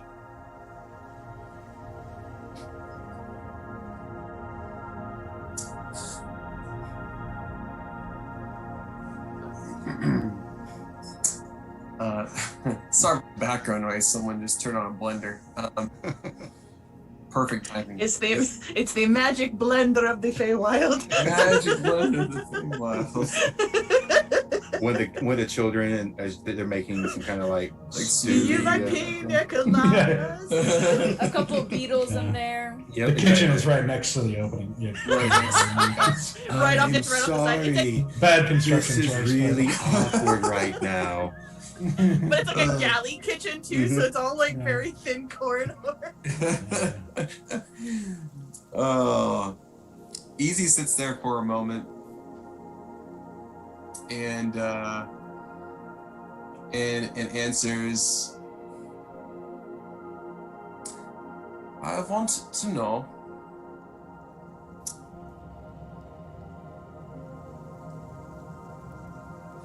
I want to know why we are here.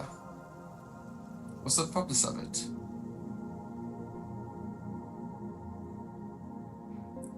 Was there a specific design for each one of us here to be here at this moment? Someone, if you will, causing the destinies to intertwine? That's what I want to know.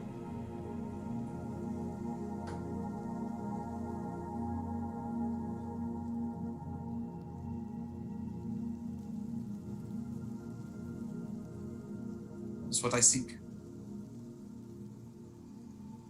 Her eyes turn to Lopi.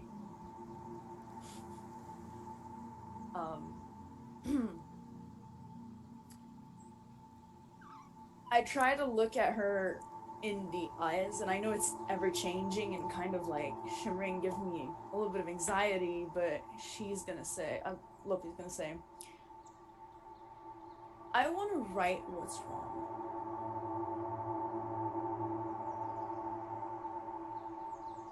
A specific wrong that I want to right.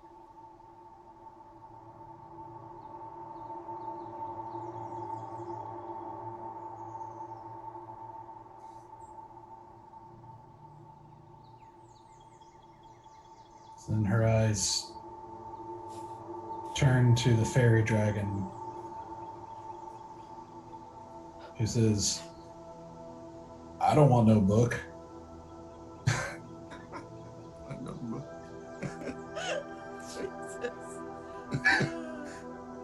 Prism is the greatest. Mm-hmm. That's good.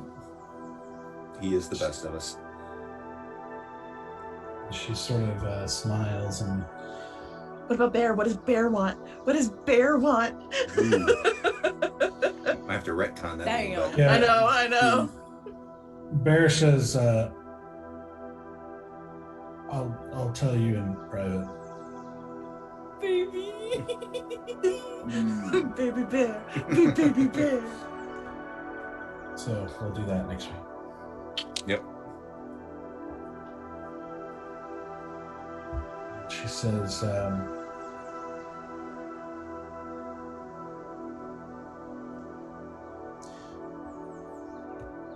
you will forgive me for saying this, but you have very, it seems, good hearts, but they are still yet the hearts of children. You desire good things, but you do not know yet what that means.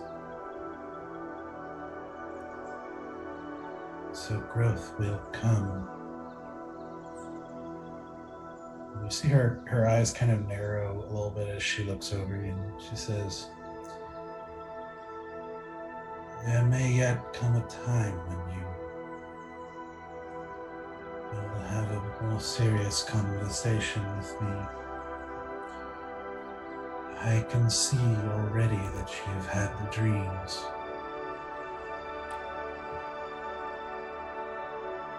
Yes. Is there something you can tell us about the dreams?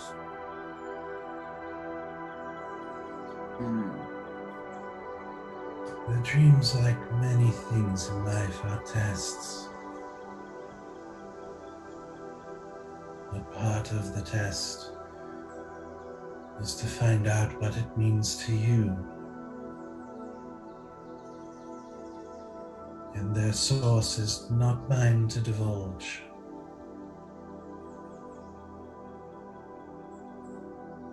This shows us such terrible things.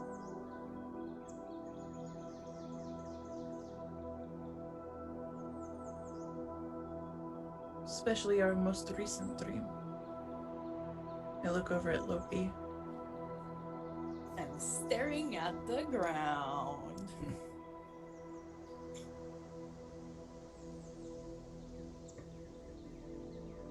It is a very cruel test if that is what it is. To have this knowledge, to see this. Is it true? Is it real? Are they visions? Are they metaphors?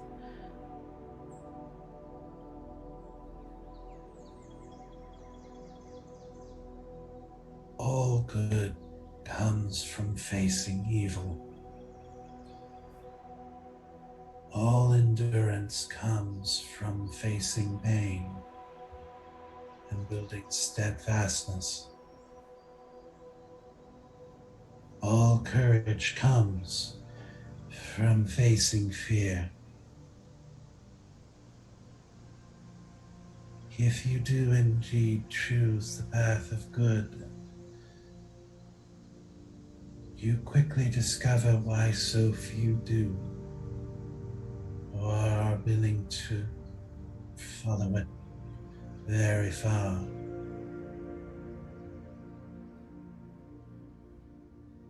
But it takes this sort of character to face the true evils of the world.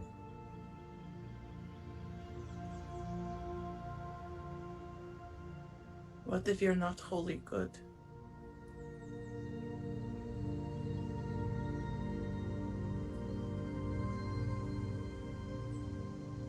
You've heard stories of heroes, yes? Yes? Do you believe any of them were perfect? They always seem to be in these stories I heard.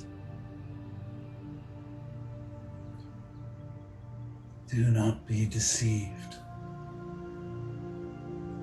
The stories only focus on what is most interesting, but cannot capture the fullness of their lives. All of them have weakness. All of them have imperfection. And your imperfection will help you grow stronger if you face it.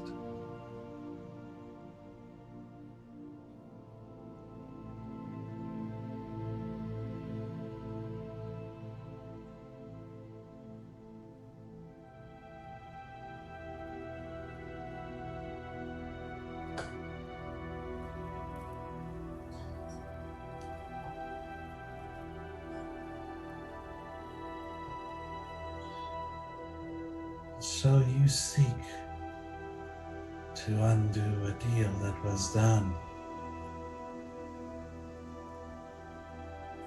Ew.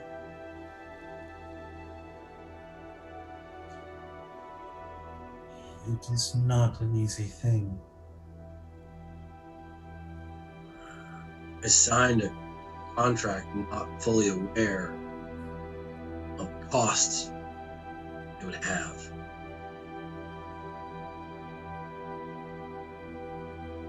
Such is often the case with powerful beings of any kind.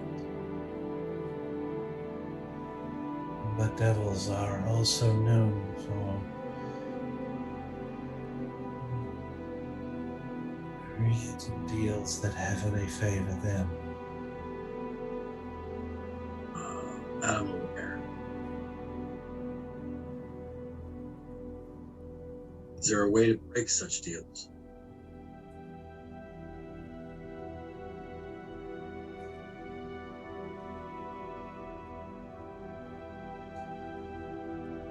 I do not believe the knowledge you seek is within my glade, at least not the routes that you should go. Routes that would take immense power.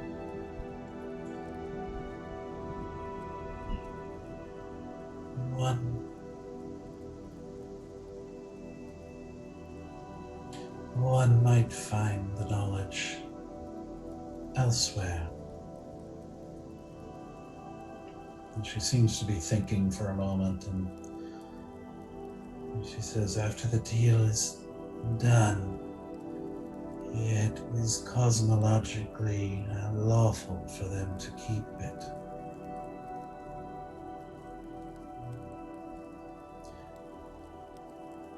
But it is possible that Ixie might have a way.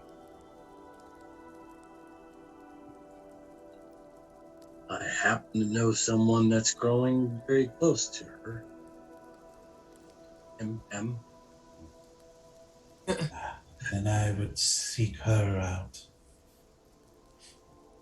Not the first time. Thank you for that information. She nods. She turns to Easy and says, what is it you seek from my library, and why?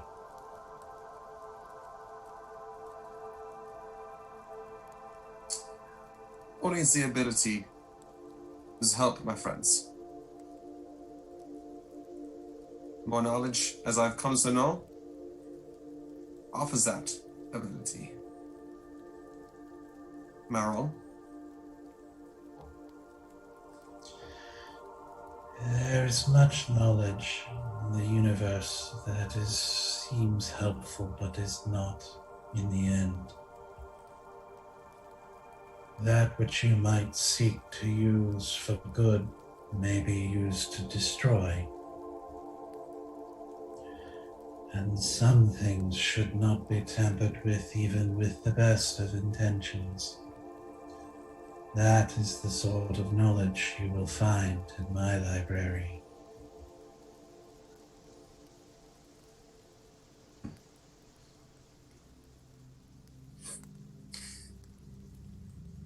So should I sign up as a library card, or no? Shouldn't do that.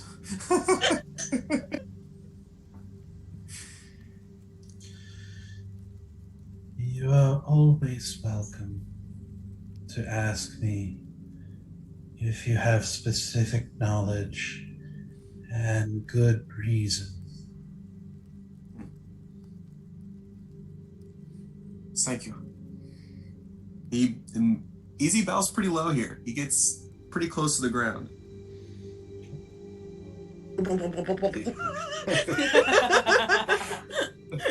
How's his butt? Flips his hair back in his water, just goes.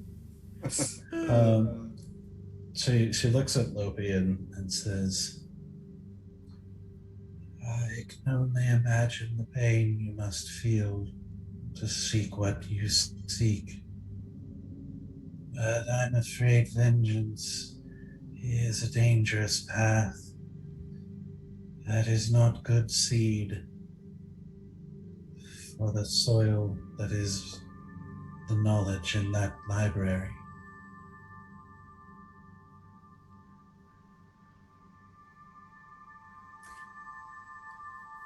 Lopi's trying really hard to hide any emotions from coming out. When usually she's very expressive with her face and everything, that's what she does, charismatic and such, and she is trying to be as poker face as she can at the moment.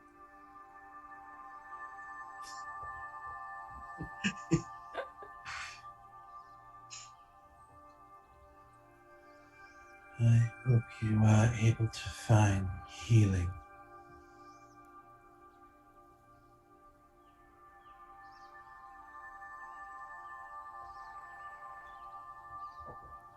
She stands a little bit straighter again, and kind of looks out of all of you and says, "You may stay as long as you like to rest and recover, and when you are ready, you may return, and my son will guide you back once again."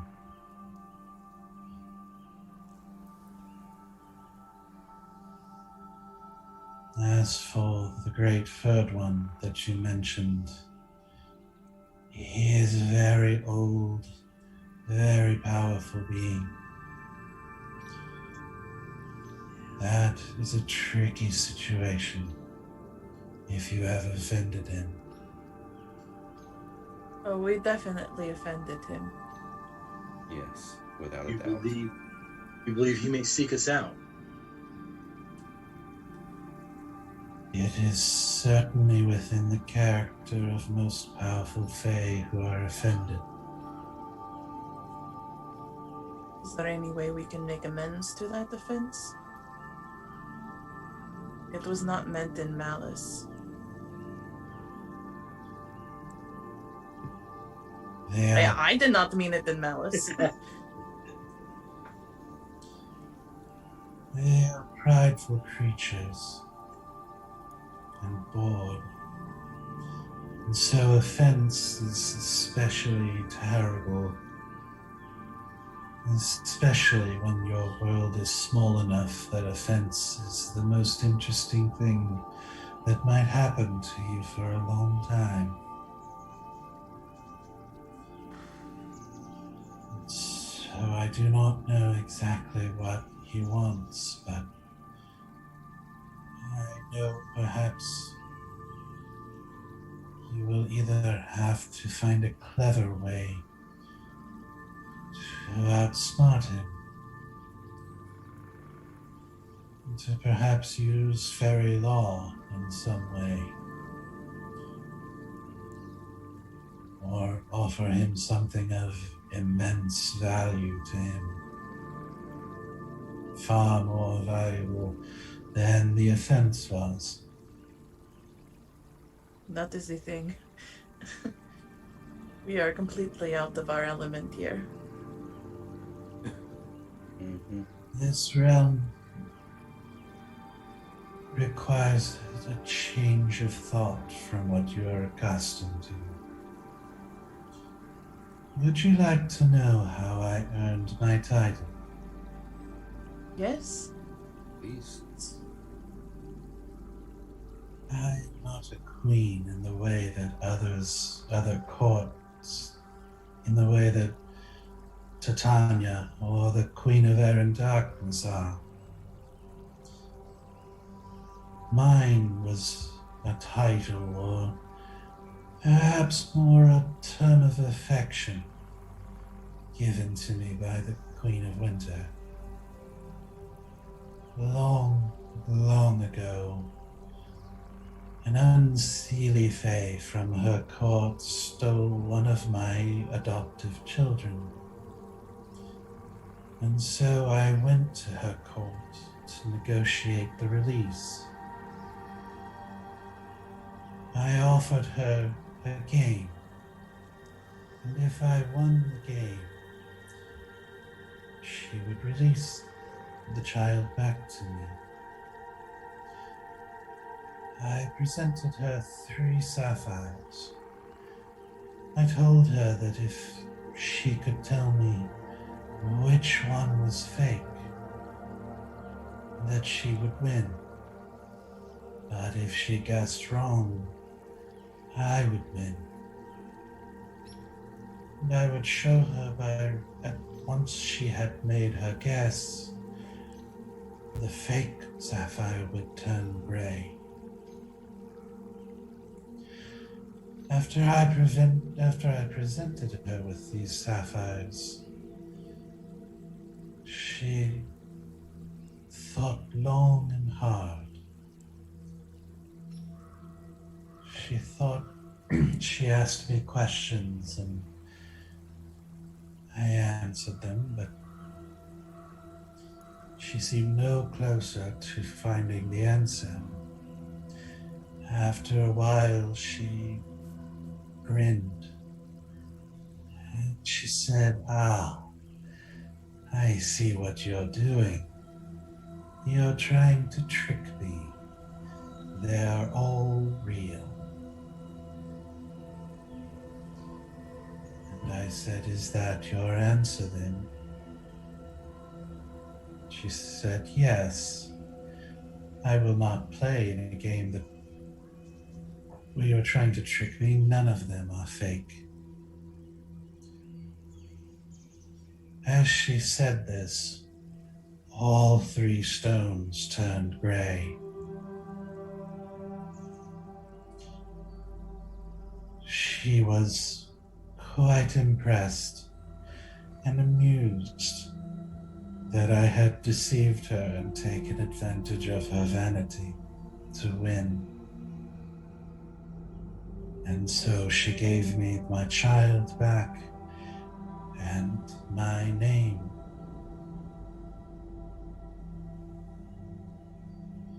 These beings want entertainment and cleverness. They have no use for money. Many of them have no use for power. They have all that they want, except ways to cure their boredom. This is why fairy law exists. And so my advice would be to find a way to do this, to use it to shift your thinking in dealing with this creature. That is the best advice I can give.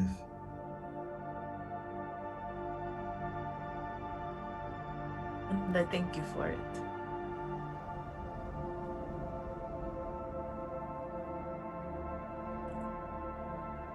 I will mull that over. Very good. Then I will leave you to rest and recover before you set off on your journey. I'm pleased to meet you all. Before you go,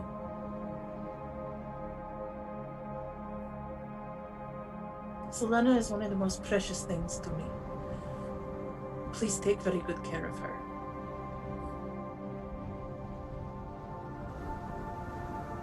She smiles at you and she says, "You will be safe here. I can see that you care.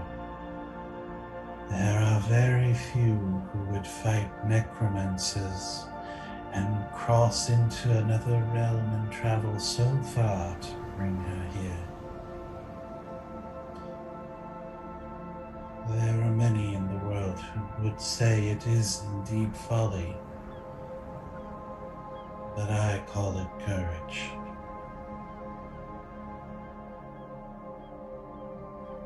Thank you.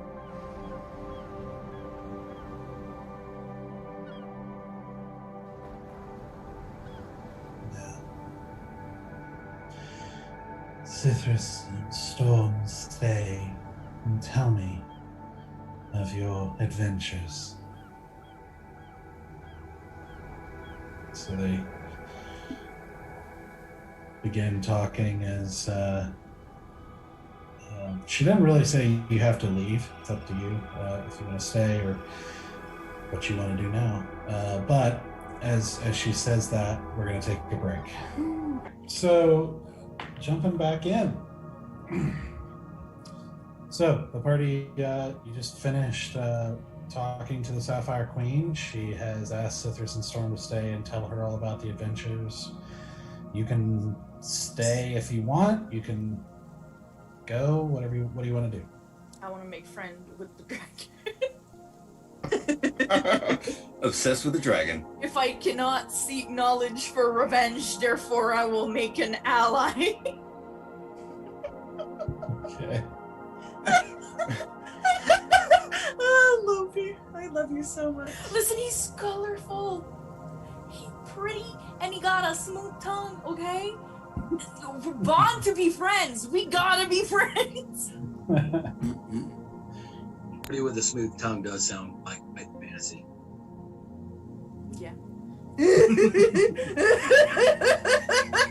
So what are you guys doing? I'll stay out of the gutter. I'm sorry. I mean, I want to make sure that like Sylenna is okay. Like I don't really want to leave her yet. Plus, I'm also really curious about all the kids. And to Stoic's point, are there any orcs or tieflings? Okay, roll a perception check. Oh shit! Come on, perception. Please be good to me. Okay. 14 plus 7, so 17, 18, 19, 20, 21. Okay. Let's see. Let me pull up my notes here.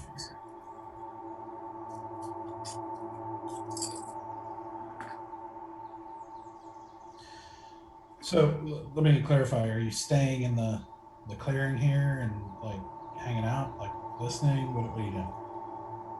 I'm just kind of like making a path, like kind of wandering along the edge of the. I mean, how big is this clearing? Like, am I walking it in a reasonable amount of time, or is this like days of walking in a circle? Like, yeah, no. It's still like the clearing is still like within earshot of the conversation. Like it's all still.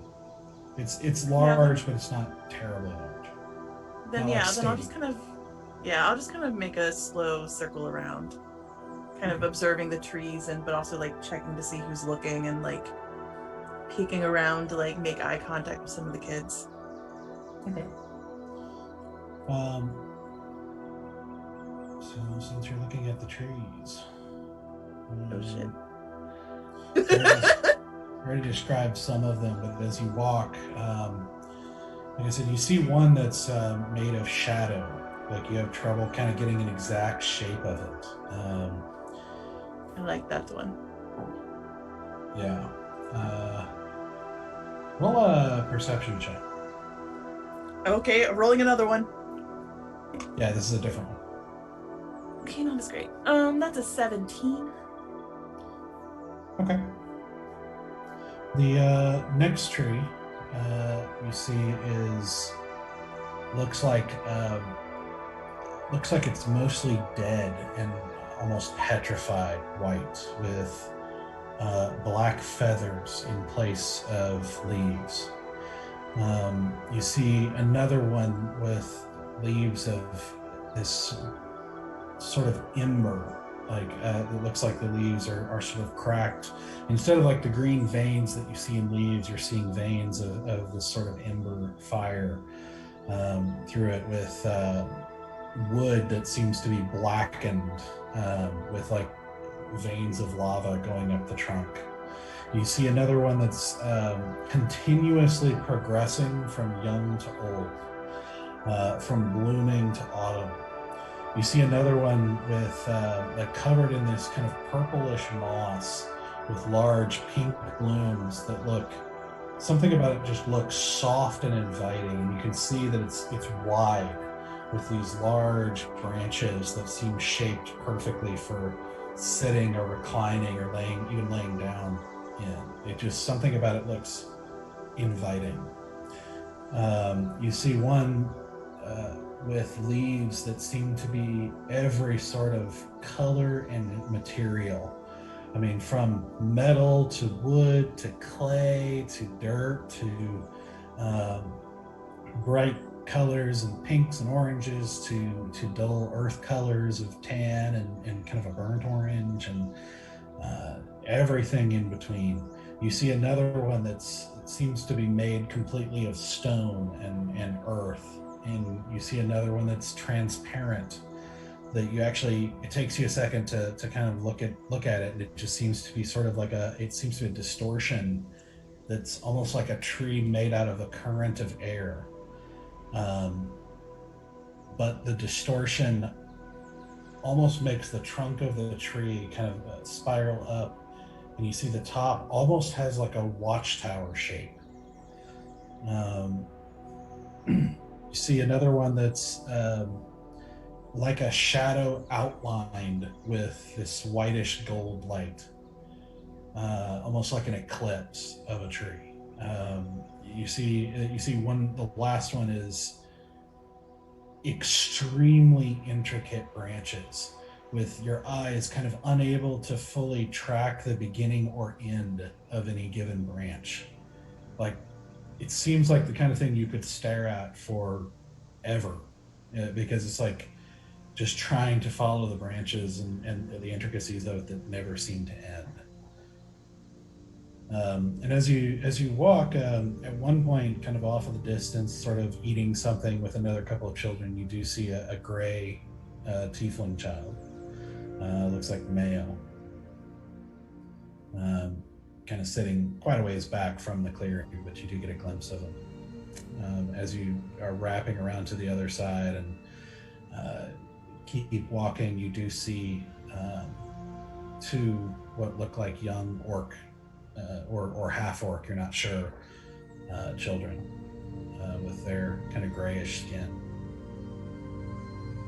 Just gonna kind of wander over towards them.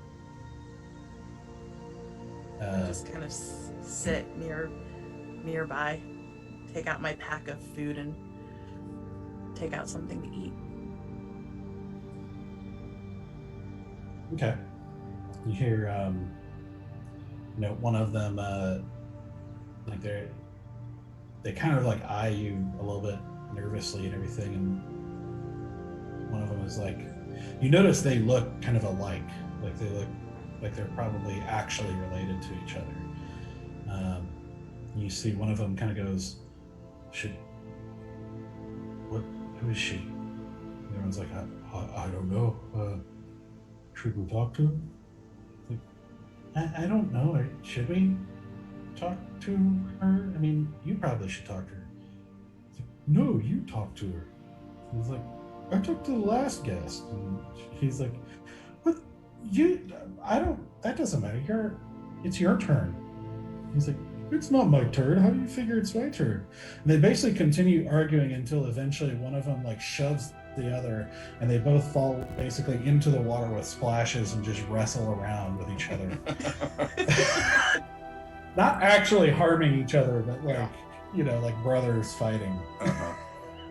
While that's happening, I'm just gonna laugh and I'm gonna say in Infernal, oh, you adorable little children, you.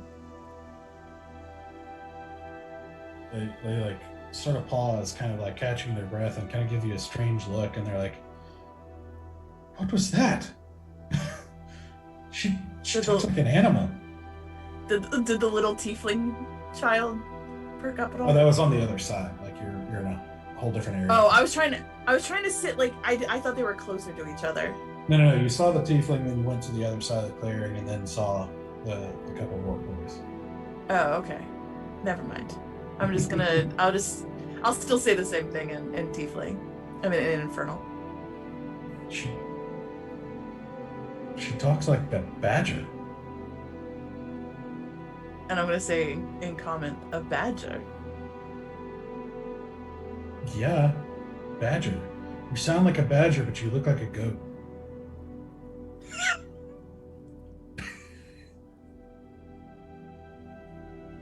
I've been told I look like a goat, yes. Well, that's I am 'cause not you do. one, but thank you. I will take it as a compliment because I refuse to take insults from children. The other brother's like socks him in the arm and is like, see, you insulted him. It. You can, hard works, yes. Like, it's not an insult to say what it is. To say it's true. I like goats. Goats are fine.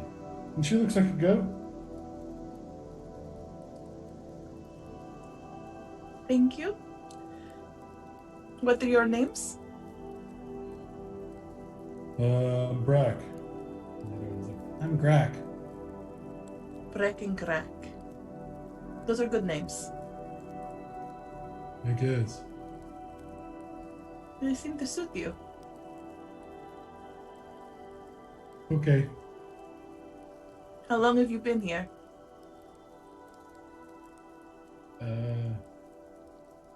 So you're little.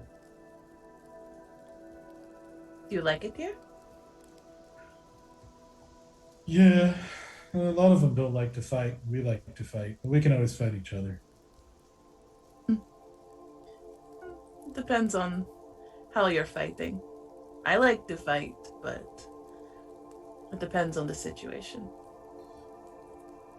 The other one says, yeah, Thunderfoot's, will fight us, but he's so big, it's not really, we can't really fight him. Who's Thunderfoot? The giant kid. Ah, that is an apt name for a child. Thunderfoot. Probably why he was named that. Who named you? I don't know. You've just always had the name? I guess. Who named you? That is a big question. I named myself, and my caretaker named me as well.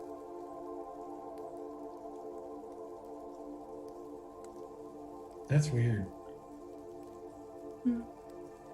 This kind of tradition where I am from. You are given a name and you claim a name.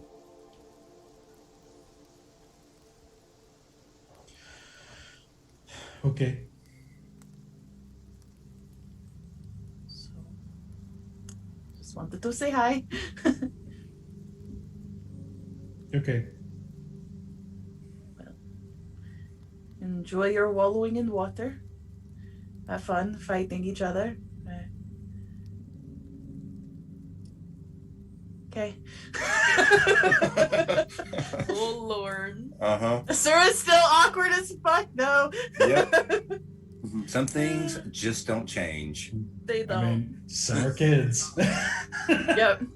I am gonna walk past Stoic though, because I'm gonna walk back towards the tiefling child. But I'm going to, as I go, I'm gonna walk past Stoic and be like, I found some like you over there.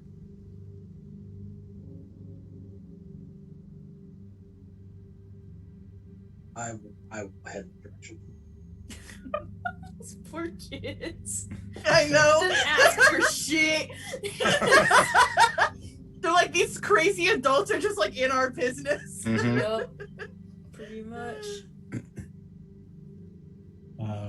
Stoic, you walk over there and you see the boys kind of like talking, and they seem to be arguing over what game they're going to play next. You see you walk over and they both kind of freeze and look at each other and then look at you. Duh. Hey, kid. Trees and birds and fish and all kinds of stuff. Why? It wasn't literal. But what do you kids do all day? Well, we like to fight, but not everybody likes to fight, so sometimes we have to play other games. And, sometimes Mom makes us, like, work or do something productive for a little bit, says it helps us grow. I don't know. Like it here? Yeah. It's home. That's it. I'll feel awkward. I'll turn around and walk away. Oh my Lord. Yes, we are so awkward. Here comes the aqua train. Big gulps, huh? Well, later. Pretty much. So are you kids into that Pokemon? Okay, bye. Those sports. So as the star is walking back over, what are the rest of you doing? I wrote something for prison, hoping that it would like me. Okay. I have it here. Okay. If you want. Yeah. It's not a poem or anything because I can't rhyme for shit, but you know, it's just a letter. So he's just like, Prism, your iridescence is pristine.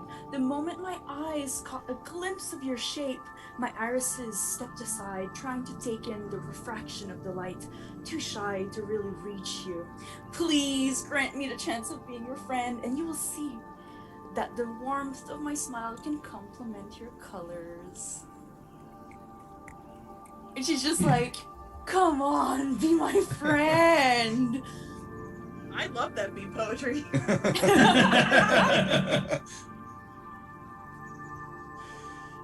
You see him kind of hovering in the air, and you see him kind of stretch his limbs a little bit. It's like, Shiny. I gotta say that might be one of the best songs I ever heard. And, friendship with me is a coveted thing. Well, this is why I am reaching out, because it seems so precious, right? Yeah, see. It's true. What can I say? I think it's a good start. How many more songs you got there? Let me recycle some stuff. Give me a second. And like Lopi will go through, love songs and kind of tweak them around. Just like, she can play music and everything. And honestly, she has nothing else to do here right now. So, she kind of will spend her time trying to befriend. Okay. She's like, he likes compliment, and I'm really good at giving compliments. Roll a performance check. Oh man. Come Oh man. on. Do I get Come advantage? Why? Because I rolled the whole ass thing. My character sheet. A performance. Okay, I did not do test rolls at all today. It's alright, it's alright. Good juju. You're barred. 15 plus 10, 25. Yeah. Okay. I will cha-cha that booty. I have to. Yeah, you see him listening, and he very clearly likes it when you say something, like you change lyrics to praise him. And like the ones that don't seem to be about him or like miss the mark, he just kind of like twitches in irritation a little bit and like or loses interest or something like that. So you have to like quickly change the lyrics again, like to bring it back to him. But generally, you seem to have his attention. Nice. Shiny. That's all. What about the easy? What are you doing? Yes, I would like to stroll over to Cythrus and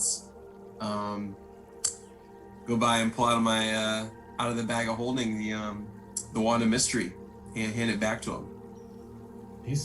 Doesn't he still have it? No, I had it because Oh yeah, you took it back. Yeah. slipped it to me in the process of trying to deal with the super cat. Okay. Super cat. Super cat. It had a cape. Magical Mr. Folly. You walk up and he's in the process of like him and Storm kind of collectively telling her about like his adventures, and you're hearing bits and pieces of like how he got captured and stuff like that. And you hear him kind of like telling it in his crazy style. Right. But then you hear her asking questions as they go that sort of seem to reframe the way he says things. And it's like what you're witnessing is like this infinitely patient, genius method of getting him to like basically draw out the actual truth from him. Gotcha. And it's like you're seeing something that's probably been practiced a whole lot, and there's a lot of skill here in dealing with him. but basically like just drawing out the actual what happened along the way. Gotcha. But you go to hand it to him as he is talking, and he kind of turns and he's like, "What's this?" It's your wand of mystery, yeah. As it, I believe a sort had asked it from you. This is me returning it back to you because it's rightfully yours. Oh, you were trying to. I thought you were just letting me use it. No, it's a gift. Listen, I appreciate the gift, but I think you should hold on to it. It's going to be a lot of fun when you figure it out. Ah. I guess Zavand chooses a visit. I can put it back. Sorry, no copyright. Sorry. We can delete that.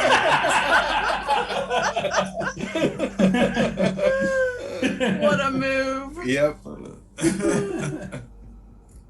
Respect. But also take notes on how to deal with Cithrus. Take notes. Yeah. How to draw out the truth. And I go over now and find Stoic, and I take out the holy symbol and the holy water flask. And I'm like, these are still yours to take.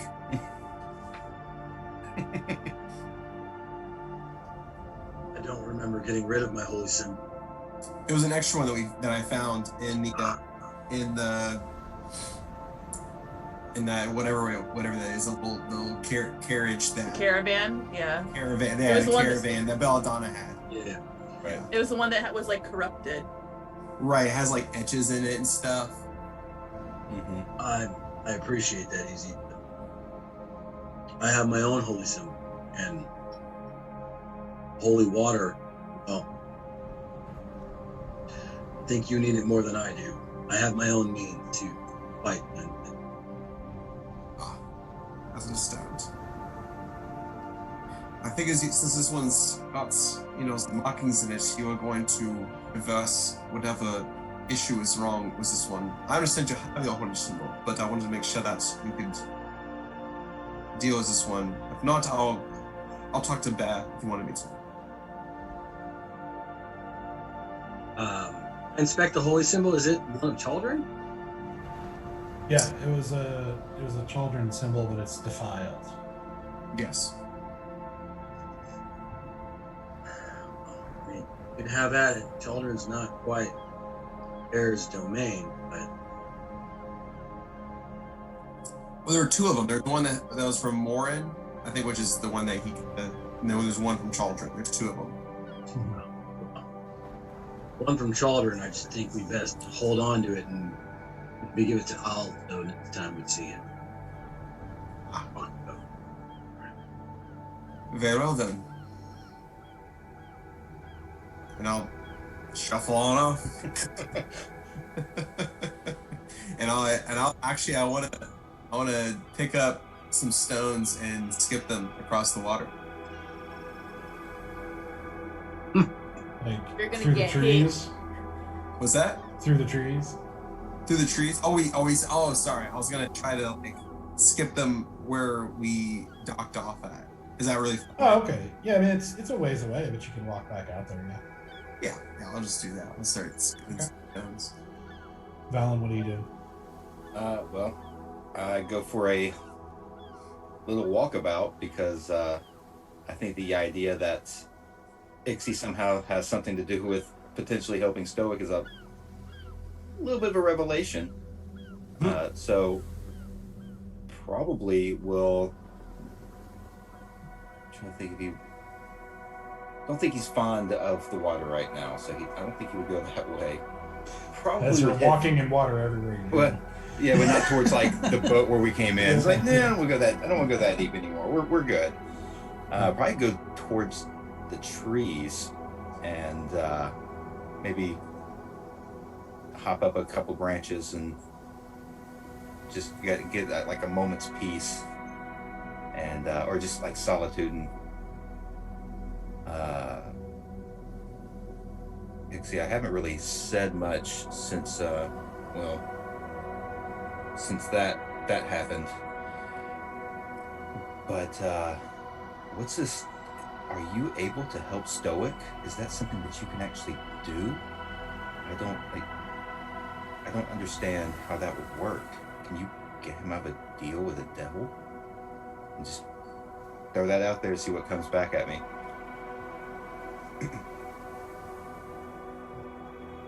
No response. No response.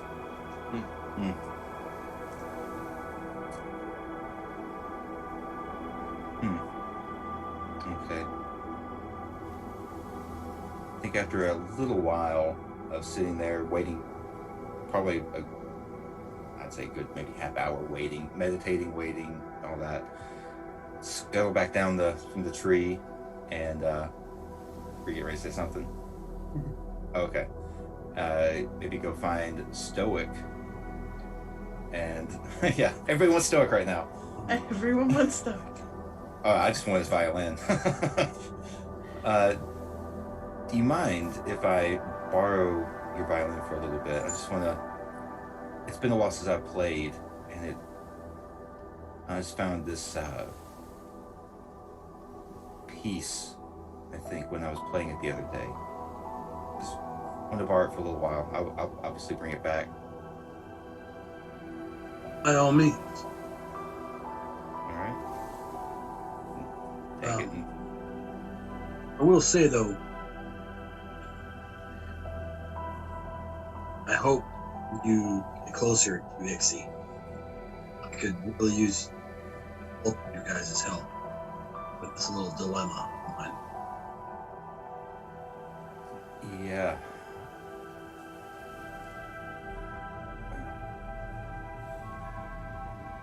I have a feeling we're going to be much closer now than we were before. Don't really know what that means yet, but maybe just a intuition that I have. Well, maybe she's the goddess of luck, right? As far as I understand it, yes. Maybe you just need a little more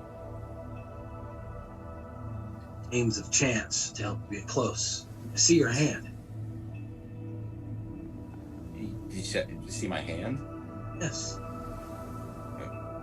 Hold his hand and I go, odd or even? Even. And I pluck some arm hairs. Ouch. That's odd. Odd or even? Every time I trust you with something, you hurt me in some way. Why is that? That's a deep question. The cure for my illness, trusted you with that. And how do you feel now? I really don't think that had anything to do with the swill that you gave me. I believe that was something to do with well, I don't really know what that had to do with. I'm Pixie, trying maybe? to teach you faith, my friend. Sometimes you can't always see end result until it's already passed. You're much stronger now than you were back when I gave you a tonic. How do you know that tonic is not reason for today's strength? I feel like we had this conversation when I was actually in the well. I saw something. I feel like it was Ixie, but I don't know for sure. Or do I know for sure, Doug? Was I like with my intuition had been like that's Ixie, way back. It felt familiar, like it Okay. felt like the same kind of presence as you felt in her temple back Okay. at the beginning. So yeah, I'm pretty sure that had something to do with the whole getting better thing. As much as I probably getting rid of some of the thing that was inside after drinking that. See? This was just a game to teach you not so trusting. Not to be so trusting. Give him a chance. You never know. I am really confused. And I thank you for the violin. I'll bring it back and then just turn around and Good talk. I just pat him on his shoulder. more confused than I was a second ago. So I'll go off and probably climb another tree and just, play the violin for a little bit. Okay. Hard to kind of mimic Do a that. performance check. Ooh, performance. I actually am not good at performance, by the way. Yeah. Stuff that will Charisma. woo you. Charisma. Come on, big boy. I rolled an 18. I have a -1, so a 17. I have my performance is not good. So to play a violin playing monk, smart choices. Don't tell your girlfriends that you have -1 performance. So you climb up into the tree and you start playing, and it's a little shaky. You make some mistakes just from kind of picking it up and being rusty and everything, but kind of stick to simpler tunes. But you start getting the hang of it and start playing. It's okay, playing decently. You also see a couple of pixies kind of start hovering nearby and kind of watching, and a couple of other creatures kind of curiously looking in at you, maybe stopping for a little bit and then moving on, that sort of thing. As you gain like a little bit of a crowd. Yeah, I think I probably notice them, but try not to notice them because there's a little bit of like performance anxiety going on. Like, no, focus on what you're doing. The discipline of playing this instrument, like just tune everything else out. Okay. And for future reference, since I actually am proficient with the violin, I guess I would add my proficiency bonus to the roll, right? Right. Okay. So it would have been a little bit higher than that, but it's fine. I'll do that for next time. Okay. So yeah, I play that for a little while, and probably pretty close to the time we're ready to go to sleep for the night, take our rest.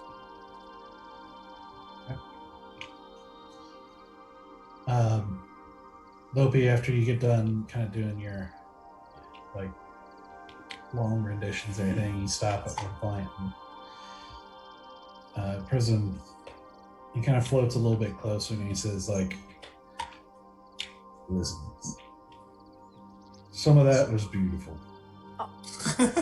This was a really special time. I'm glad we could share this.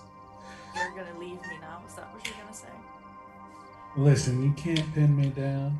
You can't hold me in one place for Break too my long. heart like this?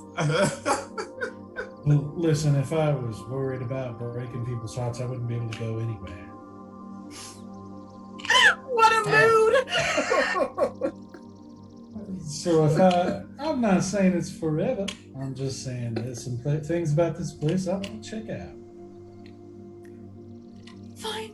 When you're done exploring down here, join me in the fucking material plane or whatever. We'll just have to see. And he winks at you and then flies off. I have to take notes. Like, bruh, Oh man. he's laying it on tick and it's working. How? You just have to talk low, baby. Mm-hmm. If Lopi tries to speak low. I would love to hear Lopi just be like, hey, how you doing? Sylenna this whole time has been kind of like standing kind of awkwardly, not really knowing where to go, but also just listening to and seemingly reluctant to kind of leave, and she just basically spends her time listening to Sithers and Storm tell their stories and listening to the interaction with the three. After the fairy dragon leaves, she walks over to you, Lopi, and she says, hi. What's up?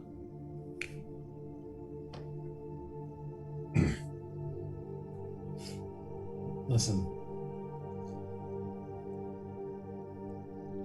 This might be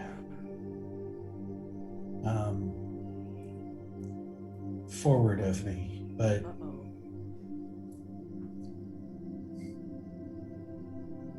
I know you and I have not really been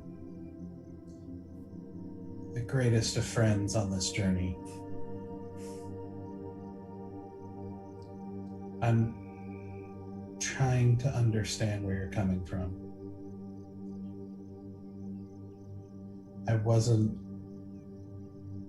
I know she was a different person when you knew her.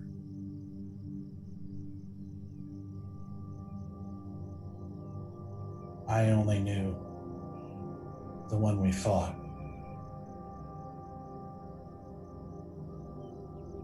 I'm sorry if I said anything that was hurtful.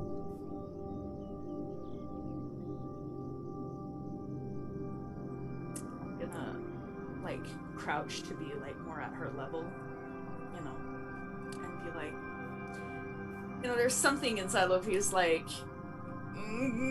tug of war, you know. She ends up saying like, look,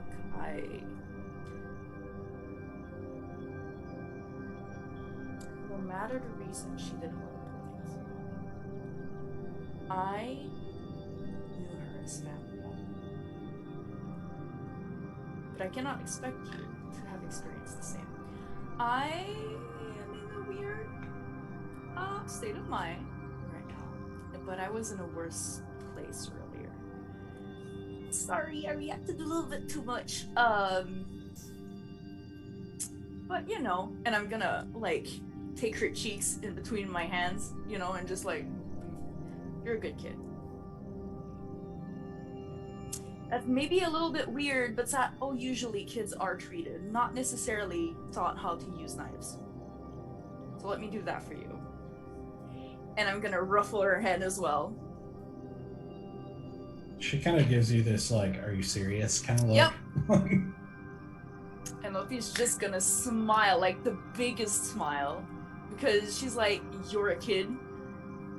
And she feels sorry that she had to go through those things, you know, but she's unable to really, it's conflicting, but she's just like,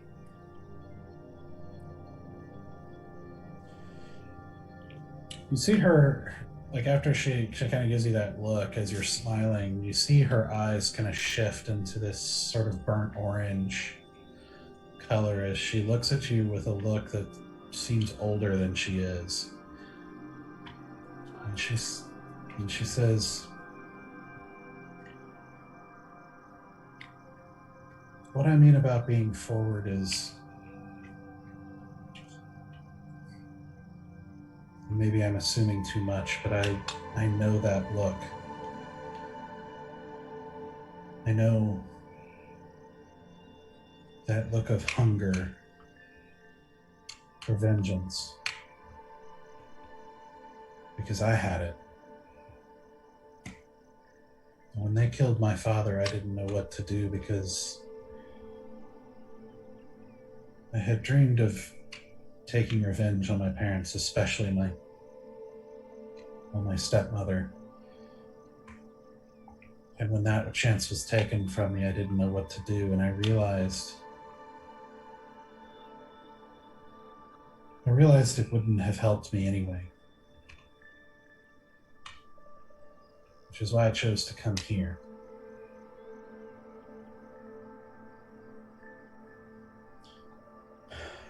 And I know, like I said, I know we haven't gotten along as much lately, but I think we could. And I want to try to do for you what was done for me.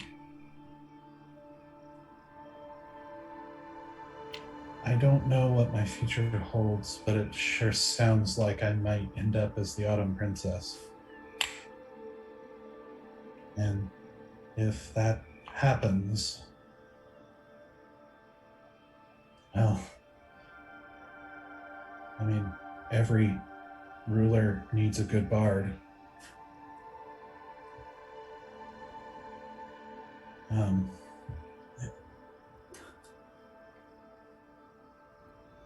So if the Sapphire Queen will let you stay while I'm here, which I think she would, you could come with me and let go.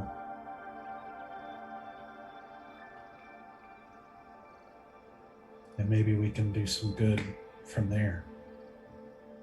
And maybe you could have some peace for a while and get away from all the darkness back in our world.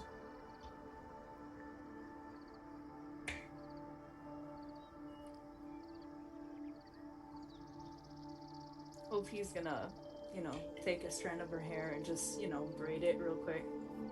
Oh, she says, "No, I'm a bard, but I'm no jester.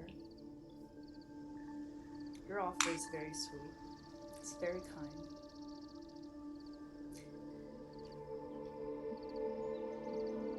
I would not have you be a jester. That's usually the fate of a bard in a court, though. But that's beside the point. I have a feeling I'm going to need to learn how to entertain if I'm going to be in this realm. Aren't you supposed to be royalty? Others are supposed to entertain you."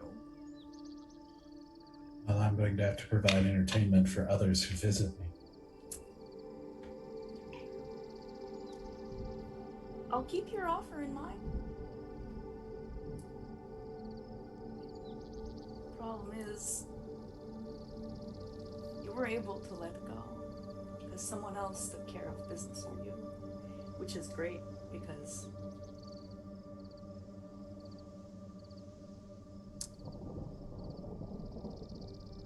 I'm not there yet.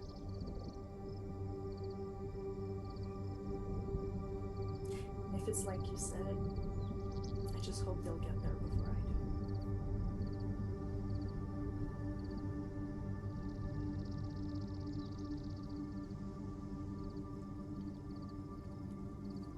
All right. But I know the way in now. Might see me again. Sithra says you need him to cross, but you never really know.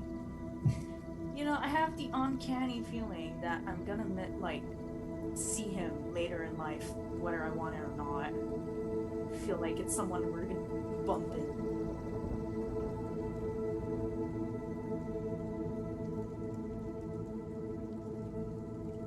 And I ruffle her hair again because you're a good kid.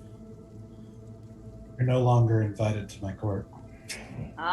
You cannot take back those invitations. That's not how it works. I have it right here, and she points at her heart. She kind of gives you a small smile and nods, and she walks away.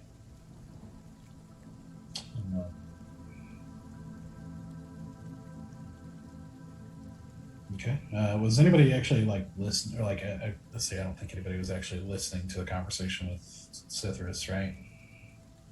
Not in too much detail. I went back over to that tiefling child. Yeah, Chris was probably the closest one to actually hearing Yeah, anything initially, that's going on. Okay.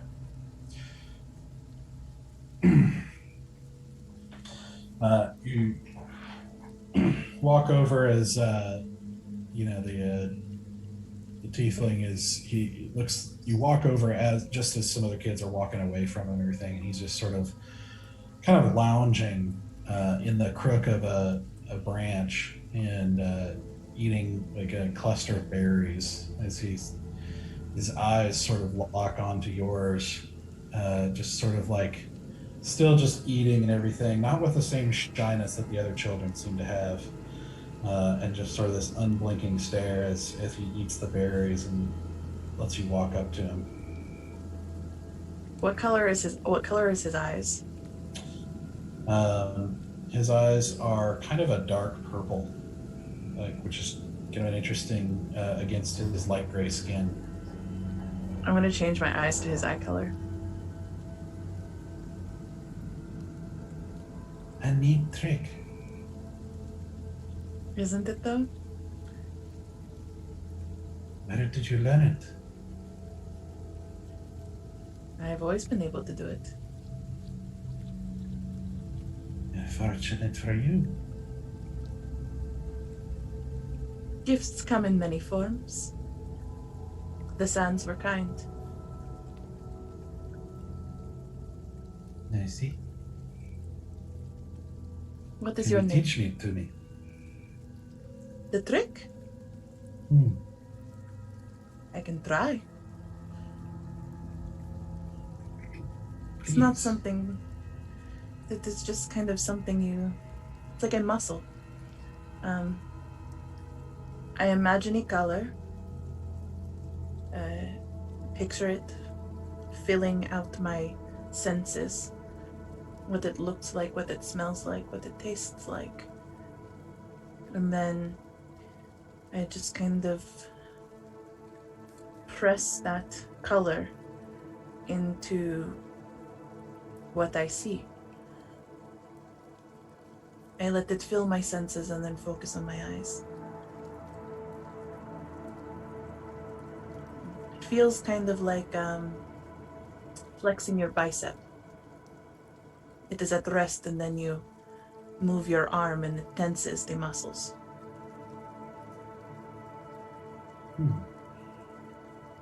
So I thought of your eye color, let it fill me up, and then pushed it forward into my eyes.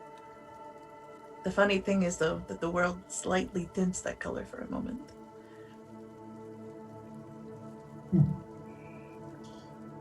Has it been useful? To change one's eyes? Well, there is an old Grathan saying that eyes are the windows to the soul. And it is always better to reflect than let in. I see. I shall remember these. It is good to Your know wisdom and good tricks. That it is. Always comes in handy. I should imagine so. And I shall need many tricks if I'm going to do what I'm going to do. What is that? I'm going to be someone great. In what way? Whatever way it presents itself to me. Perhaps I will start become a successful merchant or a fierce warrior. What will you do with that?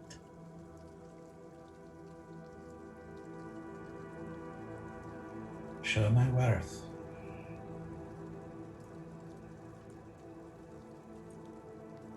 Why do you wish to show your worth? And to whom?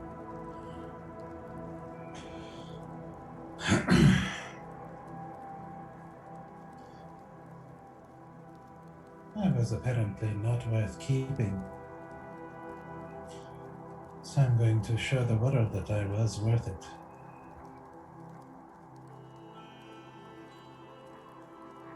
I was not worth keeping either.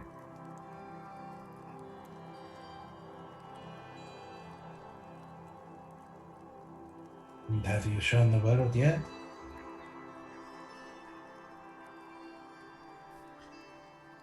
Perhaps. The world is watching at least. What they see, I cannot tell.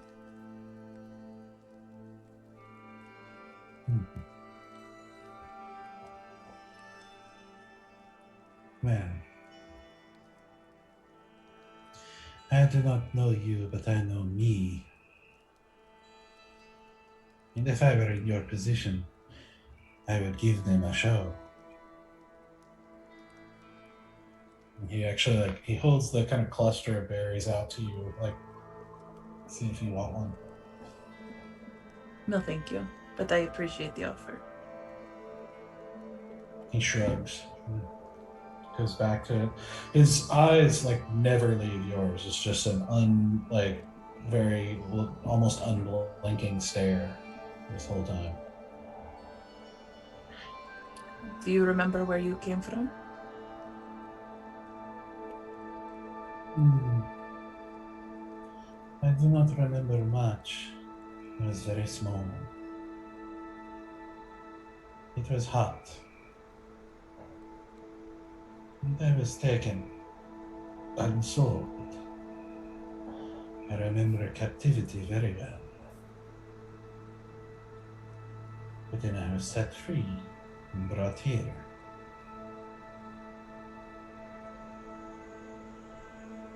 Somebody thought of me as pottery or a nice coat. I am so much more. That you are. Do you remember where you were sold? I do not remember such details of that world.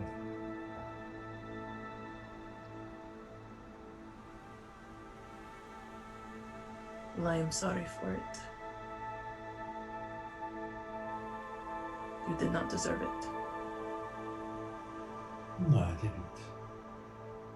And I imagine you did not either.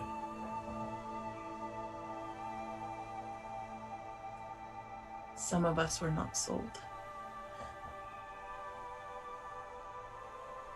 But we had a hand in the selling.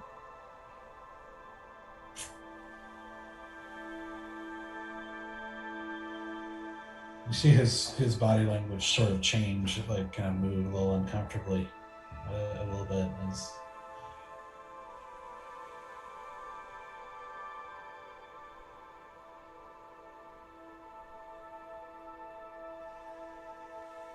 so you are one of them.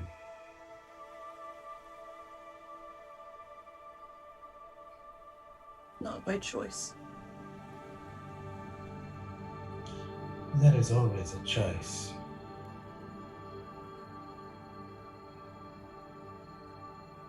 Who knows?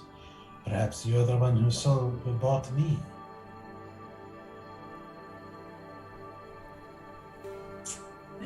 I never bought anyone.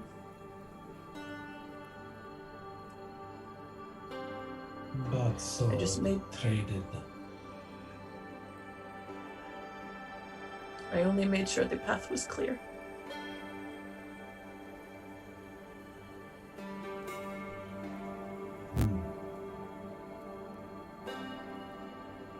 Maybe we are not so much alike after all.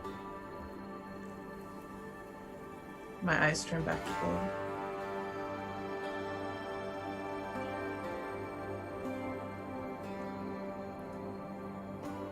Some of us have a longer journey to use our gifts to make a mark in this world and to prove our worth. I made very bad choices. And I hope to correct them. To bring our kind out of the shackles.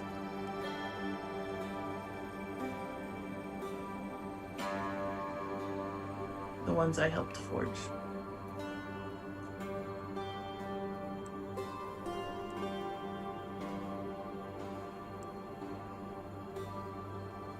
It is a very large debt. And it will take a lifetime to pay it.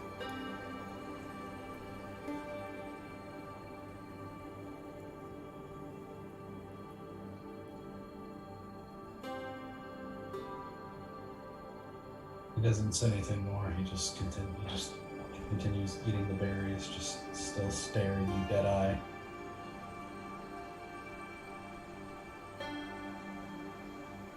And I'll say in Infernal, like an old tiefling proverb. These sands are hot upon the feet of those who need to walk further.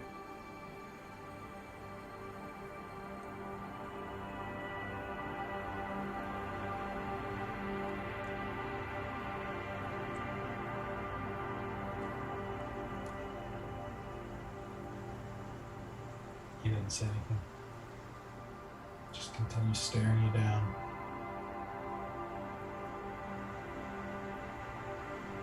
I am grateful that the Sapphire Queen is a home for all of us. And you, most of all.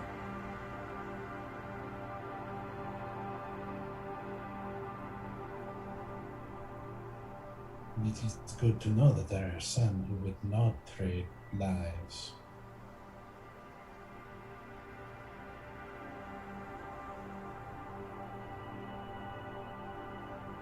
I am sorry to have bothered you. But I thank you for your time. And I hope you will learn to use a new skill to make your mark on the world.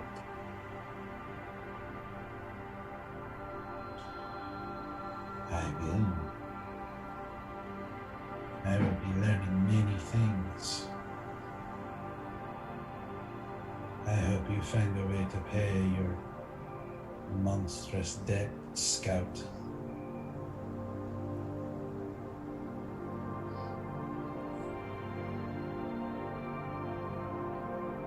And I say the word Kilesari.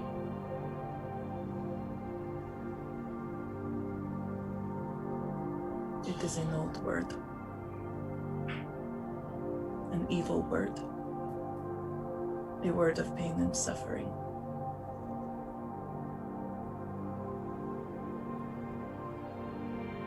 I hope whatever you do in your life, you demolish those who hold that word with honor and pride. For it is a bitter word.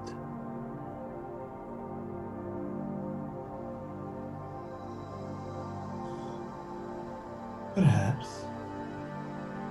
Perhaps that is the way I make my name. Perhaps it will be seeking vengeance on those who used to do those sorts of things. I hope you do. You may not. I may very well be on that list. But I still hope you do.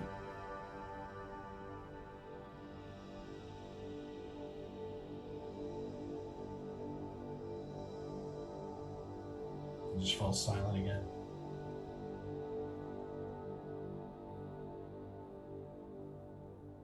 What name did you claim?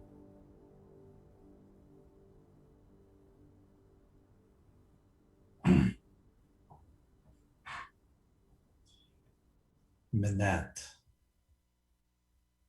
Do I know what that name means? No. Bennett. I hope the day comes when I see you again, Bennett, that we are friends. But if we are not, strike true.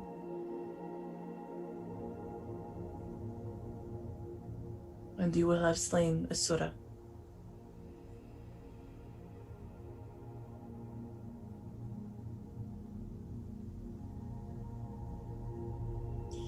Then until we meet again, Asura Scout for those who trade.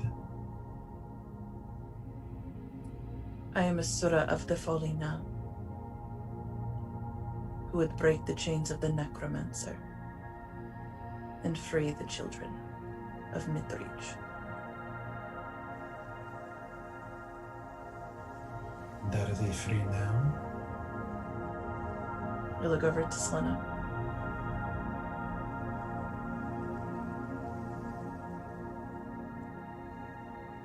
You can talk to her, for she will be your sister.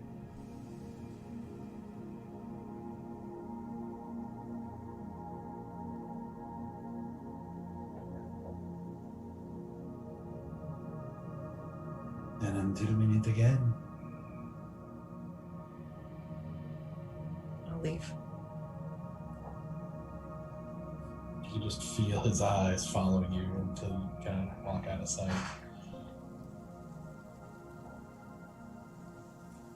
As you kind of walk back in, you hear sounds like Cithras and the Sapphire Queen are wrapping up, or maybe getting to the end, but you can hear them kind of talking about you hear him saying, yeah, I don't know. I guess it's something I've got to think about. I don't really understand what happened there, why I stayed. I mean, I know it's pretty brave of me and all, but, definitely not something I would have normally done. And I didn't think you would either. Yes. Mother, you remember the goat lady? Sort of.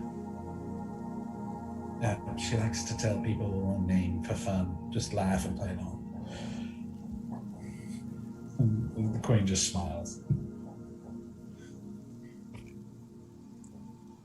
I do have a very quick question, if I could have just a moment of your ear. Yes, of course. Thank you, Citrus, so much for your attentiveness to my question, but my question is for the Sapphire Queen. Oh, well, then why didn't you say so? It was heavily implied by the fact I wasn't looking at you. Not to me. You see her just smile, and she just says, yes. I don't know if you are the person to ask this. I am very new to my second wind, as it were. But I was recently dead, and I saw something I did not understand. And I was wondering if you had any knowledge of a man in a garden that is most perfectly designed. And I describe his cloak and kind of like the pieces I remember. But he called me daughter.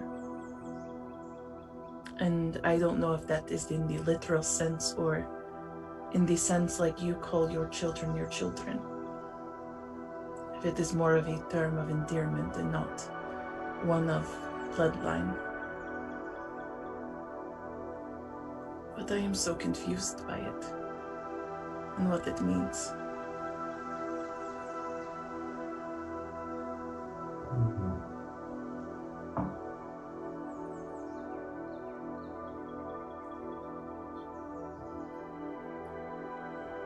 I'm afraid I don't have any knowledge of that particular place. It is difficult to know for certain what happens, to explain what you might see at a time like that. Some see things that aren't real, and some see things that are.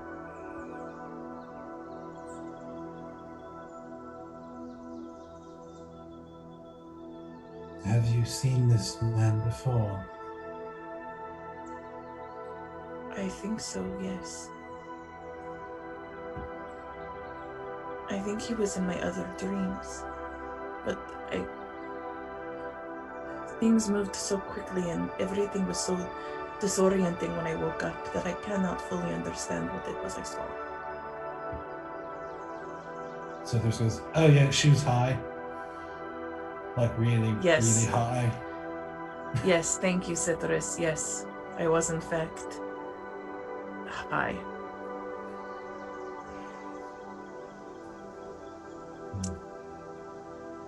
Not my finest moment, but it is true.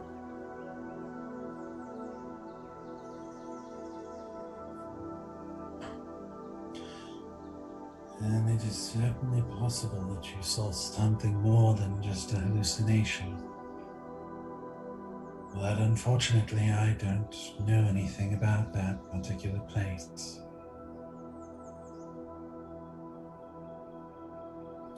I thought I would ask just the same. For you probably know more than I do. About some things, yes.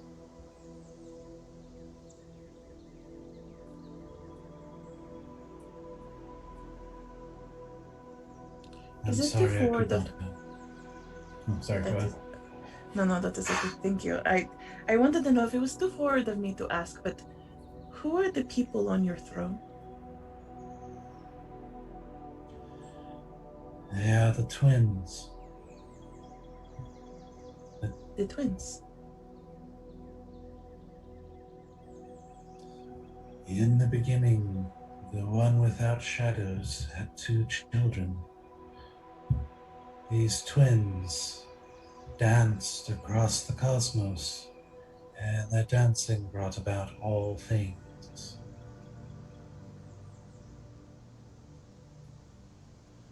How beautiful. What were their names? Well, I think you would know them. For the female, and she reaches, she with a long arm, she kind of gestures to the female kind of diamond form. She says, the sister's name is Ever. She gestures to the other and says, that's ever changing, and says, and the brother's name is Wind.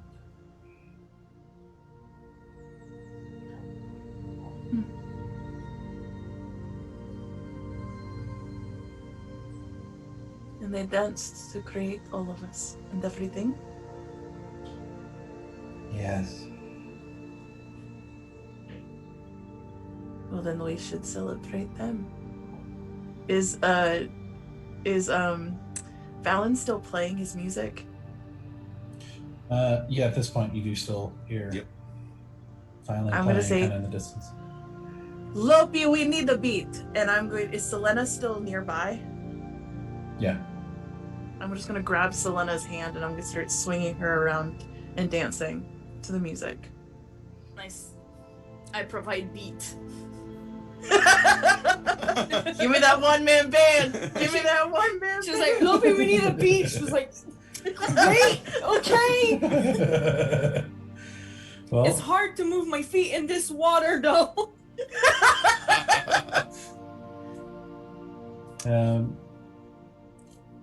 so you start playing and swinging a very surprised Sylenna around, who looks profoundly uncomfortable and like trying not to say no to you, but also like, like not a dancer. Neither is Asura. Valen, you do start hearing drum, like kind of lively drum beat and everything from where you are. I think against my better nature, or against my general nature, I hop down and go over there and start playing something more upbeat, something that tried to the best of my ability, keeping up with the beat that Lopi's putting down. Don't worry, I will compliment your skills.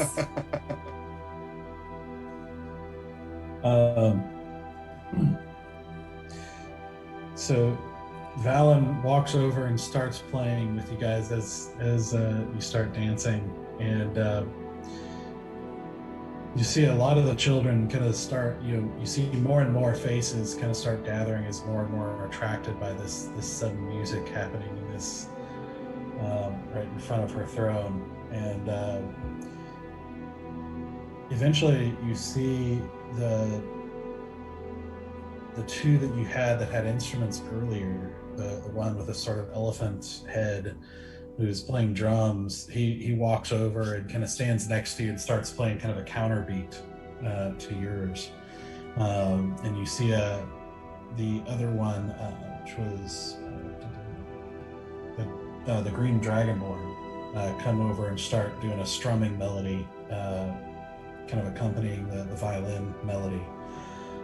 And eventually you see the Tabaxi and the Turtles, who were dancing earlier, start dancing around with you, and then you start seeing some pixies kind of swirling around in the air, and you just see children just sort of start coming out of the woodwork, and you start to see that they have figured out to use the water to their advantage as part of the dance, like kind of kicking splashes and like splashing each other and then laughing about it, like, kind of dipping down and splashing with their hands, and like, just as part of these kind of dance moves and everything. I like slowly, like as we're dancing around, I slowly like pass Sylenna off to the Tabaxi child. Mm-hmm. And like I dance around there for a minute, and then I kind of slowly leave to let Sylenna like be with the children. And then I like make my way over to Stoic, and I offer him my hand.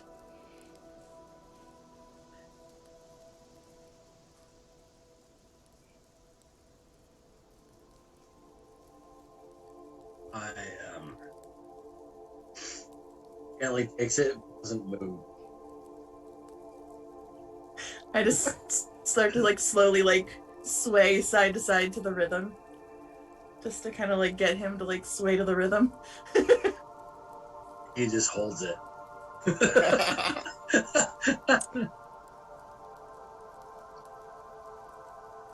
Thank you anyway. And then I will dance off. Sithris But I, kind like, of like dances Periodically by. look back over. Sithris kind of dances by and like slaps Stoic on the shoulder, and he's like, "Come on, remember when I cast the spell on you to make you dance? Just channel that." Honestly, I'm trying to forget Sithris. Thank you. Oh, I could help you again. Yes. Oh no. No, thank you. I'm just gonna yell, "Easy!" And yeah, I'll come by it, and I'm gonna cast Minor Illusion to include a fife to play along the side of the music. Okay. As A you, little bit of fife in the mage hand, kind of like directing it. Christ, as you play who a now? pipe that doesn't make sound. Exactly. It's supposed to be like an image of a pipe. I'll use thaumaturgy just to make like my voice a little bit louder, just going like off, very off key, like does not fit this song at all. Like is not appropriate to this tune whatsoever. Just sends like ripples of giggling from the children sitting around you. So while everyone's dancing and distracted, Oh no. Here he goes again. Fuck something up again. Oh yeah. I'll walk up to Sylenna. And borrow you for a moment. Yeah.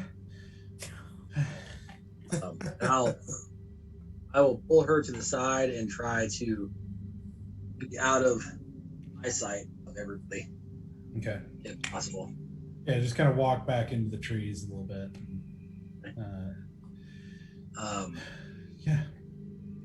No, we haven't gotten very close over this time, but I have looked out for you, and I know that few in our party are going to miss you more than me.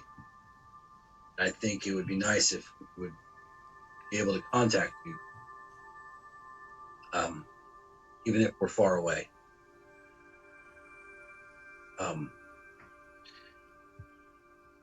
You trust me. You see her eyes kind of take on a little bit of a purplish color, and kind of arches an eyebrow a little bit, but nods her head. I will pull out my Book of Shadows, and you sign your name. I will be able to contact you so that we can stay in touch.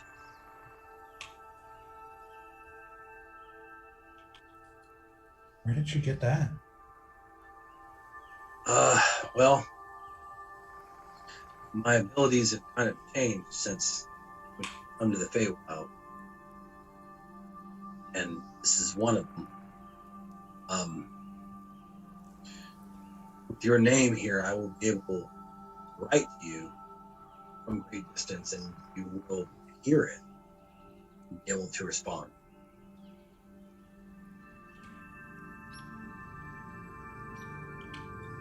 It's like that. think we would too.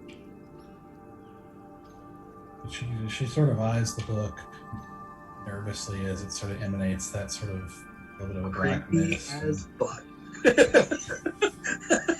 Yeah. And you're sure it'll be all right? It will do you no harm. It just allows me to reach out and speak with you.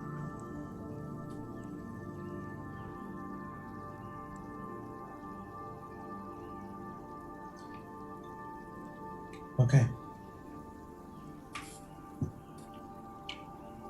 And I will add her name to my book of shadows. Okay. What does that mean? Uh-huh. Oh, this makes me so nervous for her. And then and that's it. Once she writes her name, all that's needed, and we will rejoin the party. I know we joked about Stoke becoming the BBEG, but I I don't think it's a joke anymore. don't think it's a joke anymore. God. So you're collecting souls now. Listen, I saw Death Note. I don't like this. Yes. Names don't go in books. They don't go in books. Nope. No, see, you're wrong, franchise. Think more Tom Riddle. I'm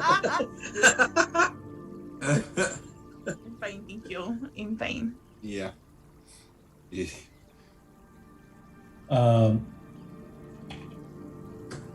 right, so you guys continue the dancing, and it's light and fun and just kind of a rare moment of joy, of just kind of freedom and happiness in this like kind of mysterious glade, this mysterious grove of peace. And eventually, as you guys disperse, they show you to trees that have kind of thick moss growing on them that sort of makes it comfortable, like with these kind of bold branches, where you're able to rest and you know, it's still sunrise. Like daylight is a subjective, nighttime is a sort of subjective thing here, but you definitely feel tired, and you kind of feel like. And it's also interesting to note that as you lay down, you start to feel the tiredness a lot more, and you realize this place somehow, like it even interrupts your ability to even understand how tired you are. And it's like you could easily go too far and take yourself too far. It's like this is a place of endless wonder and distraction, and if you're not careful, you basically start to realize the danger of even just being here, that lack of time, that lack of weight, and that lack of care, as humans who are not really fully designed for this sort of realm. You just start to think we're gonna have to kind of be careful about that while you're here. And so So we're basically bedding down for the night.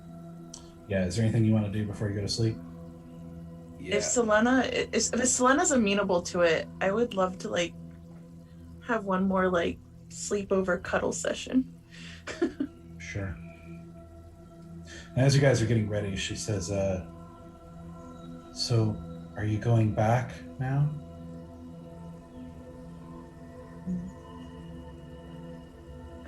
I don't know. I guess so. There is still a lot of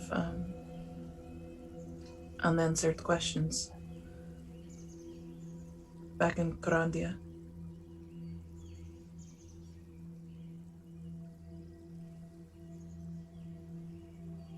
Two sins. Okay.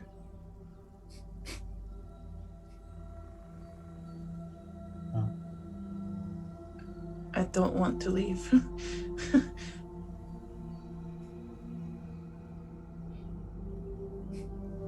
think for the first time, I don't either.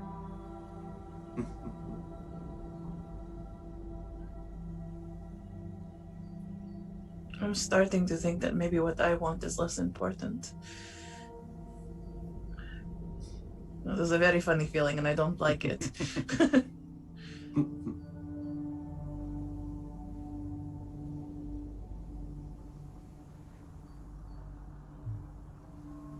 And I think Valen's feeling this weight that's been sitting there for the past day. It's kind of eased off a little bit. He's just a little bit more, not carefree necessarily, but just lighter overall. And I have something to tell you. And looking directly at Asura, I made a deal with Ixie when you died. I don't know what that deal means, but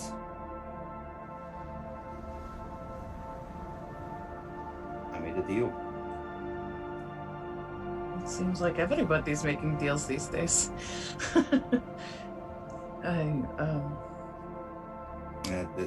And that was also to everyone else. Like, that's not just strictly to Asura. That was to everyone. I think something that we all have been really good at is keeping things close to the chest or close to the vest for each of us. Keeping secrets, and just want one less secret between us. So I just wanted everyone to know that. Well, if we're divesting secrets, and I'm gonna ask for the green ring from Sylenna. She gives it to you.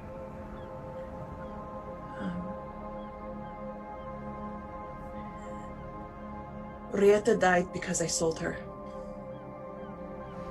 to a slaver. I didn't know that's what I was doing at the time.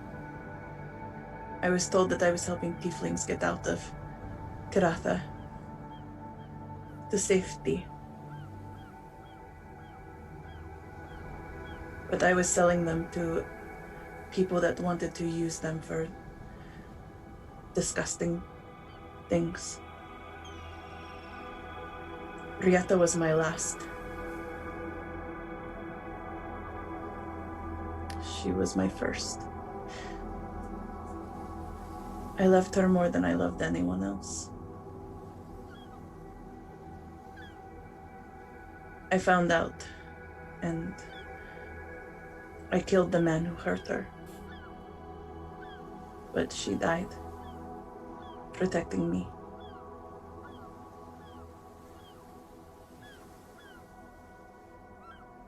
The woman who raised me was part of it.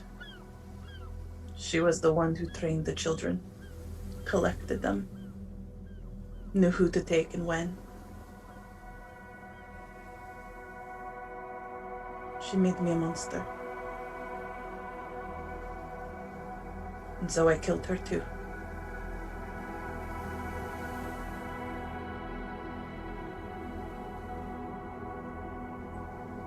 I wanted you to know that that's who you have walking with you. Someone who did great harm.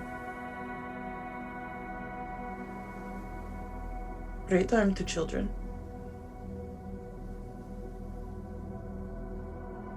And I give the ring back to Sylenna, but I don't look at her. She takes it and kind of holds her hand for I get up and walk over to Asura. I'm assuming sitting, just all sitting down.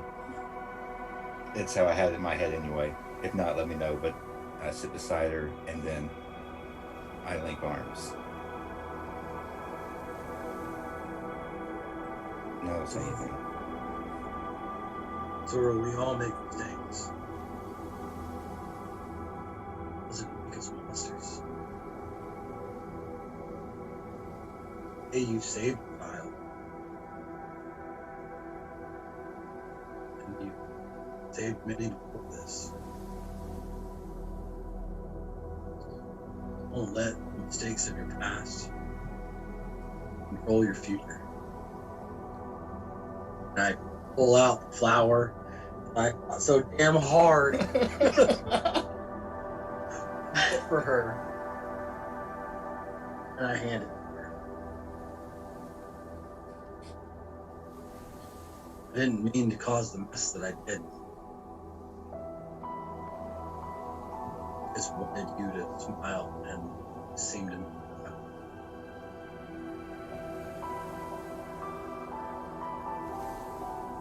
The name Vapula is for these little purple flowers. It was the name that was given to me by the woman who hurt me. And I used to hate it because she used it as a term of suppression to make me think that I could only grow under her. But now when I think of that name, I think of you.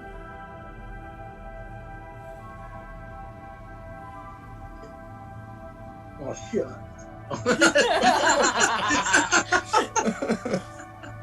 I'll decorate my braid with it. Stoic doesn't say anything. He just goes beet red, which on the gray comes out a lot. So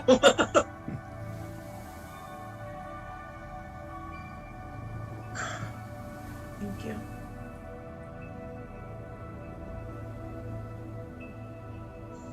and I just walk away.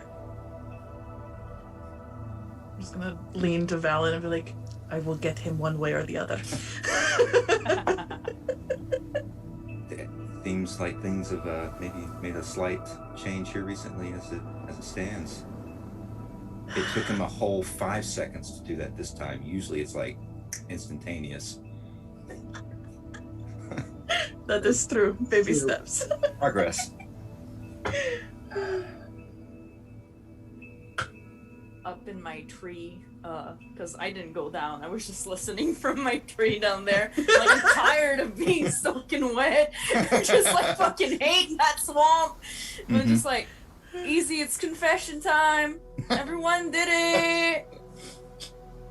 So I get done. I've been working something here. I just got done whittling. For another dragon tooth necklace, and I've still a lot of teeth left. And I go over and I hand it over to Sylenna. Said, Sylenna, this is you're part of us now. You always have been. But this one is special. This one says Geschoss. It means the one who is cherished. And so I go and I give it to her. And I go and I grab my pipe. I'm like, that's it. Aw, cheesy easy. Doing my call out from unattainable. Yeah, Tim, is this magic water or are my feet just like wrinkly as fuck? I mean, if you take off your shoes, you can find out. Don't. No, I'm not taking them off. That's gonna be awful. Yeah. Yeah. It's not unpleasant water. Like it's like the perfect temperature. It's just water in your shoes. Tired of Not- being Yeah. in water. It's true. Yeah. Well, I There, kick it's mine off. confession time. No. Bear, Bear, Not tonight. tell me you love me. He would tell her that. I need affirmation. Yep. Sylenna kind of gives you a small smile and just says, "Thank you, Easy." Okay. Easy may very well have the biggest heart of us all, even though we know nothing about him. I feel like we don't know anything about him because he tells us everything about him, and we think that there's something else going on because It's we're like all something underneath this. because we're all like emotionally like messed up, like dark old individuals, and he's like, I just had a kind of a messed up childhood. I liked my uncle, and now I'm on this journey. That's all No subtext here. I got for you. Yeah, I feel like watch there There doesn't have to be that many absolutely zero layers, subtext. you know? Yeah, he's not an onion. Yeah. That's more like an orange. too. Or parfait. Oh, parfait. Yeah, it's like Everyone loves parfait. That's right. Oh, So, too much. so as you guys, finish talking and kind of settle in for the night in the tree branches that are surprisingly comfortable and a lot softer than they seem like they should be. Muscles sore from not only the travel but also from the dancing and everything, but with a bit of lightheartedness and maybe even a bit of catharsis from having brought Sylenna all this way and achieved the goal, and seeing that it seems like a good, safe place with happy children and a kind being, a kind mother. You guys fall into probably the best sleep in a while. Getting ready to set off the next quote-unquote day to head back to the portal and back to Carandia and everything that awaits. And that's where we're going to end tonight. We did it, guys. Done. We did it.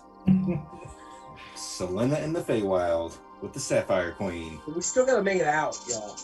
I mean, that's true. Yeah, Shouldn't be too there's true. still time for Yeah. proper folly Only one- fashion. of Only just one arc making completed. mess. Only one arc completed. It took 50. Oh man, that was a fun 50. Yeah, there you go. Yeah. That was surprisingly like lighthearted 50 too. Like there was not there were heavy topics discussed, but it was just like, hey, we danced at the end of this episode. Come on. True, we did dance at the end. Listen, you could have danced at every end of episode if you just asked me. Really, true. I would have That's dance true. there. Hey, we could dance if we want to. We We can also could leave our the friends. rest of the friends behind. It was lighthearted as far as you know. Oh gosh. Like the That's true. underlying like Yep. evil thing with that. But I imagine it's kind of like the end of like Return of the Jedi, you know, where there's like Ewoks hitting helmet. Everyone's dancing around.